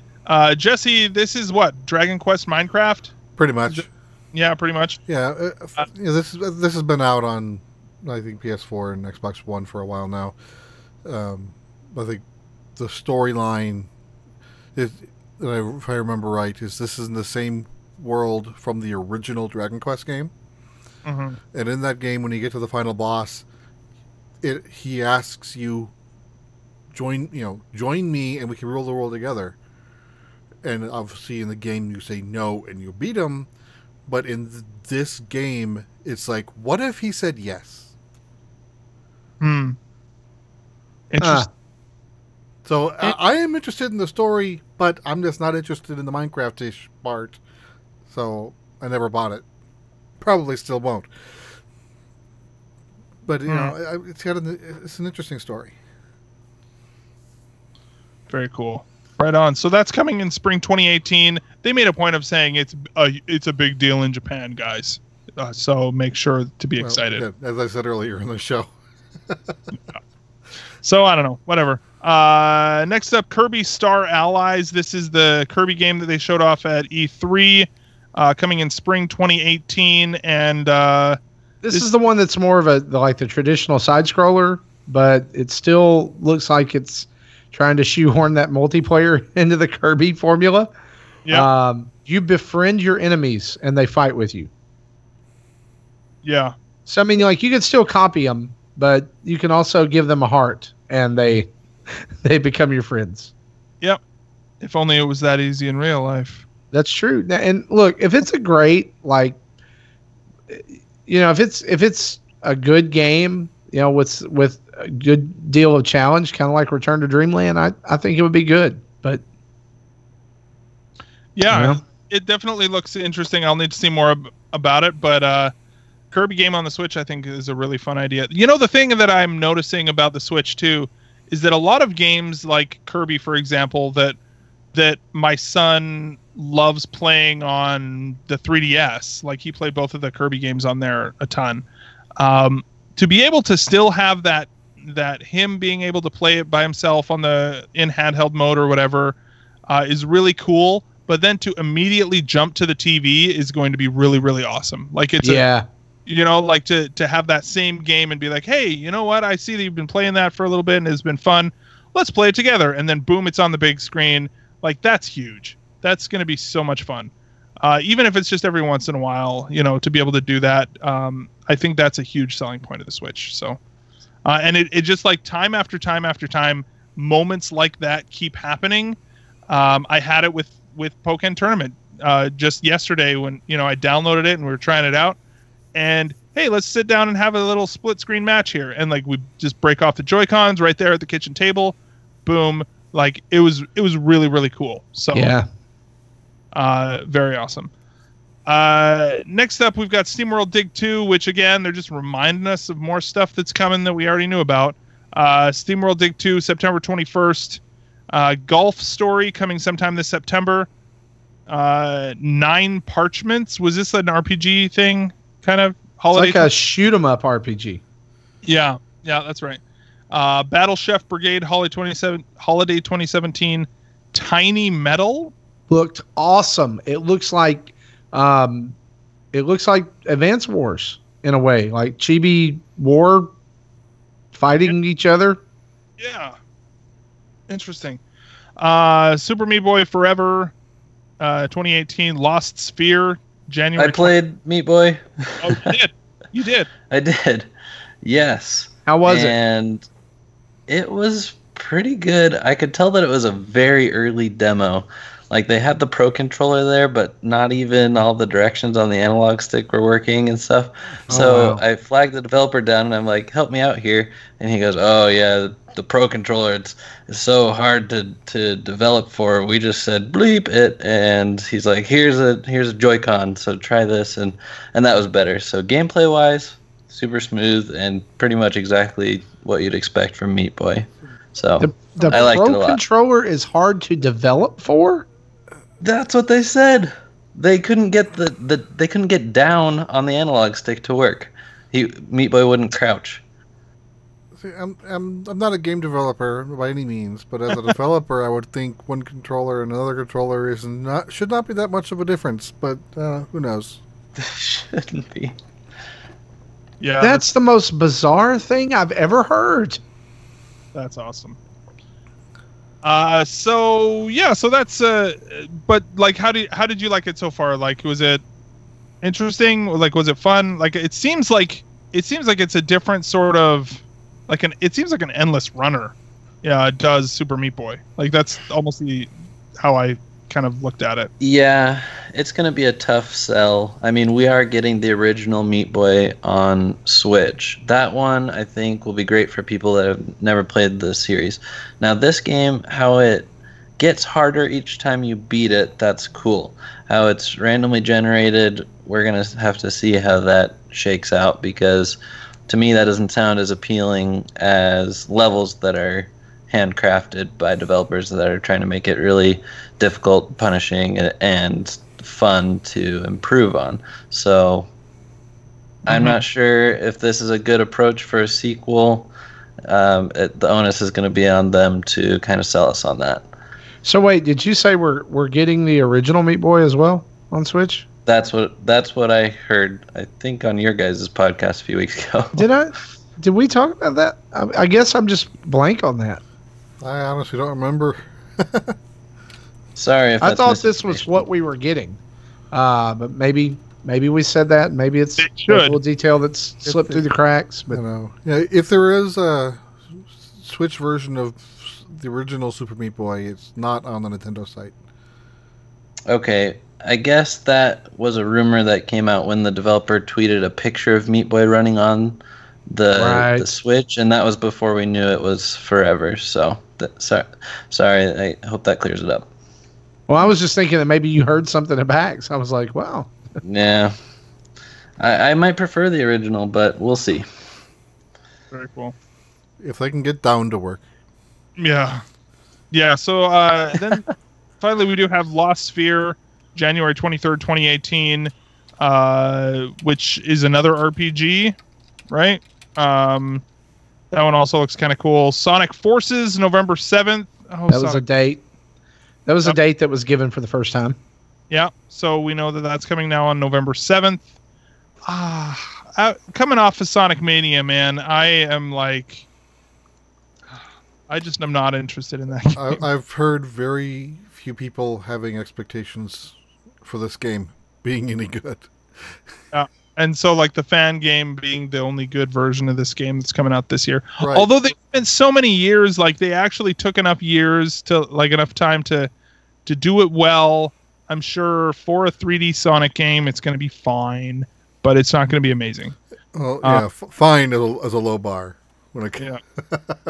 It's fine. Resident Evil Revelations 1 and 2 both coming to Switch on November 8th or 28th, which is good if you like that sort of thing. LA Noire coming November 14th with all the DLC. So yeah, lots and lots of stuff. Finally, let's wrap up with Mario Odyssey talk. So Cappy has a sister now named Tiara, who hangs out on Peach's head, right? Which makes sense. Now we know why that Cappy is, there with Peach. Right. Yeah.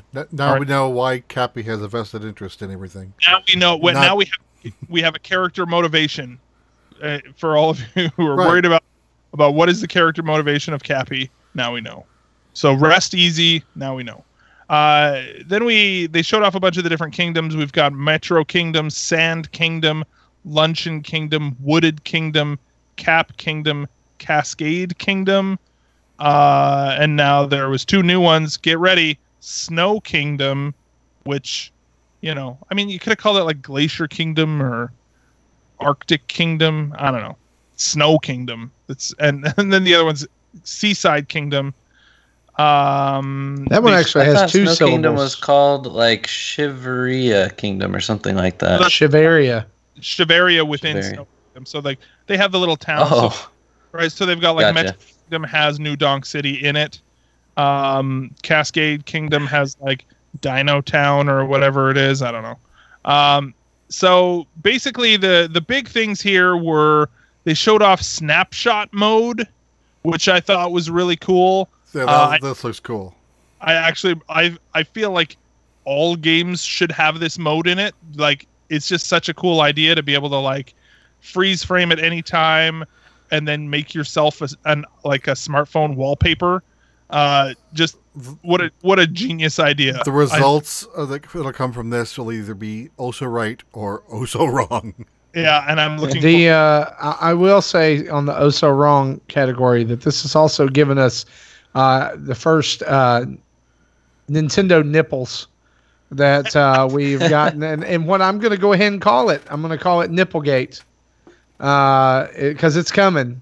Like, Mario's got a dad bod, which is totally awesome. I'm okay with that. He's pale. Yeah. He's round. Yeah, I love it. I think plump, so, guys, plump shaped, if you would believe the Phantom. I'm really happy to say that I got to go hands-on with Mario's nipples. so I can talk about that. Yes. Our long nightmare over.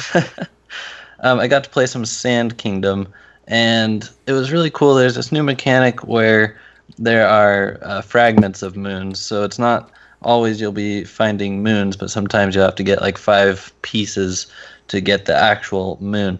So some of them I could see they were out of reach. I captured this nearby tiki head, and the tiki head has these glasses which will allow you to see invisible paths, but the tiki head can't jump, so you kind of have to plot out your course while you're able to see the invisible paths, and then uncapture him, go back to playing as Mario, and try to traverse the paths as you keep them in your memory. So that was pretty fun. And that's about it. Like, I only had 10 minutes with this game. I was trying to speed through to get to the boss at the end because the Nintendo rep told me no one had reached the boss. And I tried using that rolling move a lot, which does help you speedrun, but you can't turn hardly any to the left or right while you're rolling. So that's my experience with Mario Odyssey. Well, can I ask you, like Mario? Since you just said it feels like Mario, like how do the controls feel? Because I know there's some motion control going on there with the Joy-Con and throwing Cappy and stuff. Like how did it feel to play it? Felt like Mario. The first couple things I did were all the signature mobility moves, like the aerial cartwheels and stuff like that. All of that is there, and I think that I am going to end up recommending the Pro Controller for this game. You're just going to have buttons mapped for those motion control moves, like throwing the hat and stuff, but you're going to want the extra analog space, I think, because the Joy-Con analog sticks are pretty small, and for a game like Mario where you're not always just doing full tilt in one direction, I think the Pro Controller is going to help a lot for platforming accuracy. Very cool. Right on, man. And you realize that we're like less than 2 months away from this game. What? Yeah. I mean, it's like 6 weeks out now. Yeah, 6 weeks, and that's crazy to me. That's really exciting. I'm super pumped. Predictions for what will happen if you get all the moons? Something neat may happen. Luigi. That's what I was going to say. Yeah, Luigi. That seems like real. You get to pre-play the game and collect all the pink moons. All of a sudden, Rosalina descends from the heavens and announces Super Mario All-Stars 2 with Mario Galaxy 1 and 2, Super Mario 64, and Super Mario Sunshine HD remakes. Oh my! You saw that box art too, huh? Yeah. Very cool. I did. So that is this also. I guess we should mention the bundle, right? The bundle that came with it. Comes with the Joy-Con, the Mario Joy-Cons, which are just a different shade of red than the neon Joy-Cons. So we've got that, and it comes with a case and a digital code, it should be noted, for Super Mario Odyssey, not a physical version of the game. So that is something important there, but they have not announced the game to be released separate, the Joy-Con. The Mario Joy-Cons have not been announced separately, at least in North America. I don't know about other territories or not. I doubt they will. You think they just won't come to, like, you just think they're not going to show up at all? I think you're going to get them in the bundle, and I think that's it. That is so terrible. It is. It's pretty terrible. What they should do with these Joy-Cons, though, is that they should offer them like the Wii remotes, the Mario and Luigi Wii remotes that came out a few years ago, that eventually kind of got expanded into a whole Mario character subline. These should kind of just be standard. And they should do the characters' shirt colors for the Joy-Cons with blue rails to represent their overalls. I like that. The wrist strap, yeah. Yeah, the little wrist strap, and then make the plus and minus buttons yellow. There you go. Yeah, I don't know. And the buttons on the wrist strap, brown. But that's a pipe dream. Dream. Sorry. Pipe. Pipe. Oh, jeez. I can't even. No, But stop. Mario is no longer a plumber. So says someone. So says Nintendo. I can't get behind that. Okay, so with that, any final thoughts on this direct, guys? Like, how do we feel about this? Was it good? Was it like what are your overall? I think it was an even blend of things I care about and things I'm interested in and things that I'm like, okay, pass. I never expect to enjoy everything because you all know how I am. Hey, I'm pretty picky. What you're saying is, you managed your expectations and you were not disappointed. You could say that, yes. Wow. Hey, internet, you guys hear that? No, just kidding. All right. So out of 10, what do you think? Like, out of 10, would you say you were whelmed or underwhelmed or over? How is that a 10-point scale if there's 3 options? But yeah, okay. I'd say an 8. I'd say an 8. An 8? Okay. Yeah. Right on. Holy smokes. I'd give it a 7.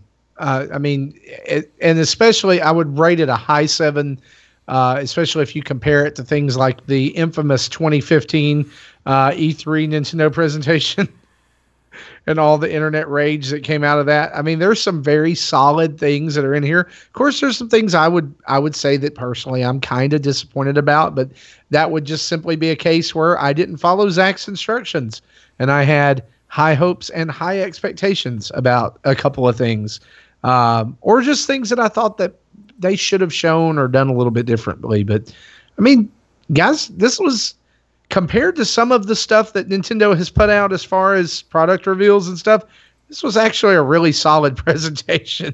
Yeah, it was. I will say that I was disappointed that there was absolutely zero appearance by Reggie or Bill. Where are Reggie and Bill, Trennan? Did you miss them? I did miss them. I know that Reggie's like eating ice cream because he's Team Ice Cream or whatever, but like up in his office, maybe, hanging out with all his Zelda stuff. But come on. Maybe they're still working on making that Bill puppet. Yeah, that's what it is. Yeah. What about you, Scott? How are you sitting on this? I guess a little bit lower. Not that I'm really down on any of these games, but this Direct specifically didn't do much to enhance my excitement or really get me hyped about anything that I wasn't already. So I like all these games, but the Direct itself probably maybe a 6 out of 10. The fact that Mario Party Top 100 is like the biggest surprise, except for maybe third-party support with Doom and Wolfenstein, is kind of telling that maybe it was unnecessary and they could have just put some release dates on a website and accomplished a lot of this. Yeah, for sure. So that's, I would say for me, I'm going to put it at about I'm going to say about a 7.9. Not an 8 because 8 feels like too much, but 7.9. What's interesting to me is that I don't think, like, looking through this enormous list of things that were talked about today, I don't think we really got that many new announcements, right? Like, Nope. How many, like, Doom and Wolfenstein were new. Arcade Archives were new. Snipper Clips Plus. But it wasn't really new, like we've got a bunch of stuff that's localized stuff. Not a whole lot though, right? On the Switch. And then the 3DS, we got Mario Party, this Kirby game that had already been teased. So there wasn't really a lot of new announcements. And there's also some stuff that like was very conspicuous by its absence. What about that sushi puzzle game at E3? Yeah, that's coming later next year, though. Yeah, I thought. It is 2018, wasn't it? But they chose to show Kirby, but didn't choose to show Yoshi. Yeah, which is like actually Yoshi was more shown off at E3. Yeah. Right, like it was actually. And maybe that's why they did it. Was because we've seen Yoshi, and that's what they have to show, but we hadn't seen Kirby. Which makes me worry. Like, guys, what do we got going on for next year? We got Yoshi. No, we showed Yoshi already. What about Kirby? Yeah, we got Kirby. Okay, let's show that. Oh, okay. Oh, like, what else do they have? Like, do they only have Kirby and Yoshi in the pipe so far? Like, no, I don't think ready? So. Smash is in the pipe, and you know it. I don't know it. Everybody keeps saying that, and I'm not convinced. Okay. Smash is in the pipe. Sakurai might not know about it yet, but it's in the pipe. It's in the pipe. Exactly. It's coming down the pipe. Yeah. All right. Well, it is already. We are already over 2 hours here. I'm gonna quickly play our community spotlight bumper. Wobble Puffet. No, that's not the one. It's like a box of chocolates. You never know what you are going to get. All right, so that is, of course, Scott. You are here from. Oh my gosh! Tell us where you're here from. I apologize. It is so late. Now we're 2 buttons. Go for it. I don't know where am I from, Zach? No, I'm just kidding. It's called 2 Button Crew. So of course we named ourselves after our intense love for the NES and its controller and just Nintendo in general. So that's my YouTube channel. We have, over the last 2 years, created a new video every single weekday. And it's Good Mythical Morning style. My co-host and I sit down, we discuss news, or we'll play a game together, and we are closing in on 600 episodes. So that's where I'm from. How long are these episodes each? They're about 10 minutes long, but I'm going to give you guys an exclusive. I know, such a big deal, but our channel is kind of shifting focus, so we're going to kind of move from this format, which we've done for so long, to more of a live thing. So the daily show is actually coming to an end on episode 600, and then we will go to a new format where on a weekend we are going to stream live, and we're going to do a variety show which will include modern gameplay on the Switch. We'll get the NES and SNES Classic Edition in there, play some old games, and then we'll talk about the news and some discussions or other things we do, like top 10 lists or prank calls to GameStop or Nintendo. Those are always fun. So big changes are coming up for us, and we're really excited to be trying something new. Right on, man. Yeah, I'm checking out. Holy crap, you guys got a lot of videos, and it's sweet. There's lots of, you guys have some awesome polish and professionalism to your stuff here. Really, really impressive. Very cool. So if you guys are checking them out, go over and check them out. 2 Button Crew. You can go over to youtube.com and look for them. You will find them. Lots of professional business going on over here. So very, very cool. And thanks for being on the show, dude. Yeah. Any other thoughts about PAX? I know there were a couple of games that we didn't talk about that you got to play at PAX. Or I'll just give you, like, just in a few minutes. What is it like at PAX, and what sort of other stuff do you want to talk about? Okay, so I can just blaze through the last 2 games. Runner 3, that's the 3rd installment in the Runner series from Choice Provisions, or you may formerly know them as Gaijin Games that made Bit Trip Runner. So this one's a lot like Runner 2. It's 3D, and you get a new move. They introduced the double jump, which is kind of a risk-reward thing. Like, you can save yourself from running into some stuff with a double jump, but you're also going to be in the air longer, and you have to be really careful where you come down so you have enough time to avoid the next obstacle. But what's really cool about this game is that the scenarios are a lot more varied. You're not just doing completely left to right like you have been in the previous installments, but Commander Video can be seen running toward the screen. You can sled down hills. You can get in vehicles and stuff like that. So I think the highlight of my demo was I found this level called Windows 95. And I don't know if it's going to be in the final version or not, but the developer called it the impossible level. And he said it was made by their junior developer as a way just to keep them entertained since they've mastered all the mechanics. And I got pretty far in it before I died. So I hope it'll actually make it into the final one. Did it look like Windows 95? No, not really. It wasn't. It didn't look like a retro level. So I'm not sure where the name comes from. But then I can also touch on Shovel Knight, King of Cards. And I think people will be excited about this one. This campaign actually plays a lot like Wario because you have this dash move, and that's how you can take out enemies. If you hit a wall while you're doing your dash, you do this spinning jump into the air. So that's how you get the vertical height in this mode. So yeah, King Knight, he plays pretty well. He plays a lot like Wario. That's going to make some people happy.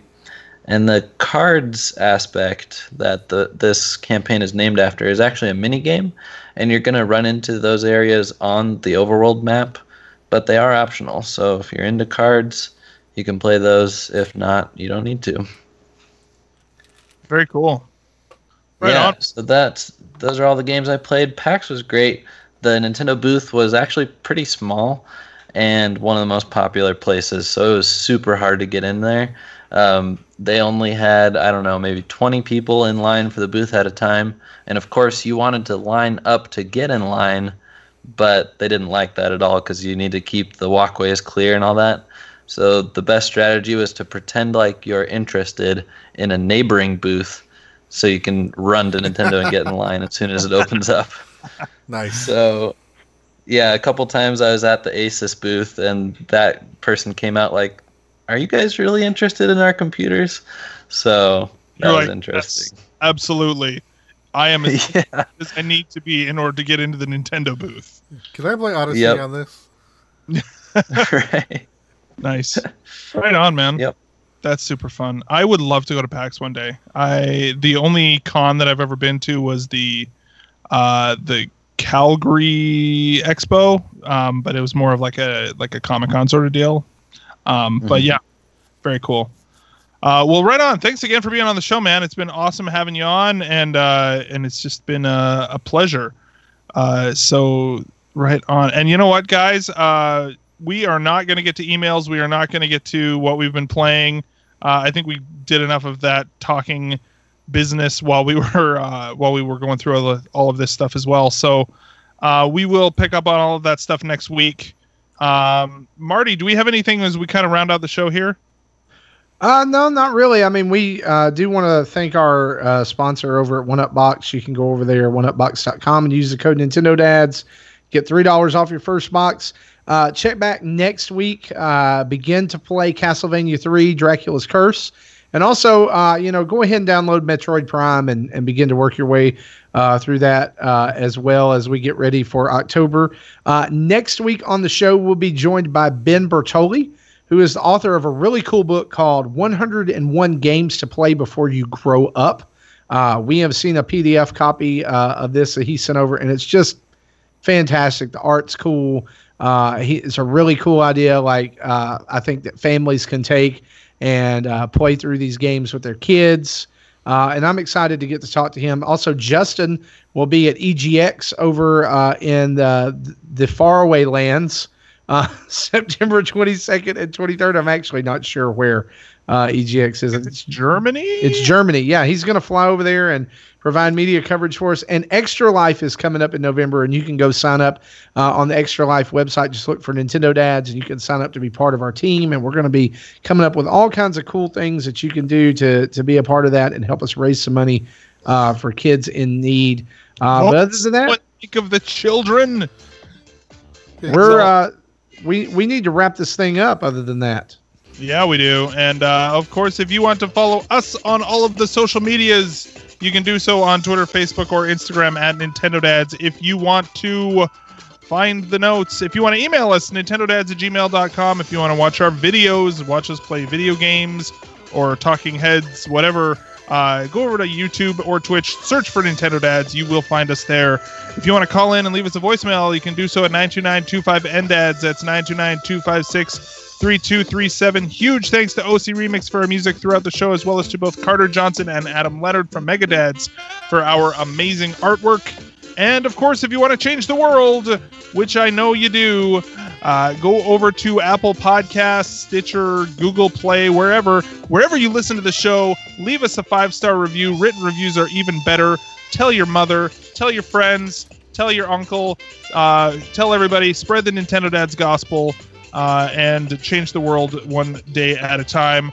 And, of course, if you want to subscribe to the show, you can do so on iTunes, Stitcher, Google Play, and, of course, VGTribune.com. For me, for Jesse, for Marty, and for Scott, we'll see you next time. Bye-bye.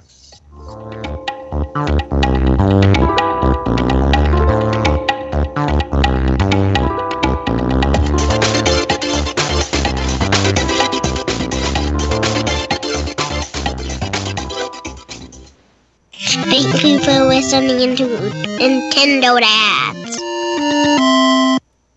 Wobble Puffet? Wobble Buffet? Yeah, there it is.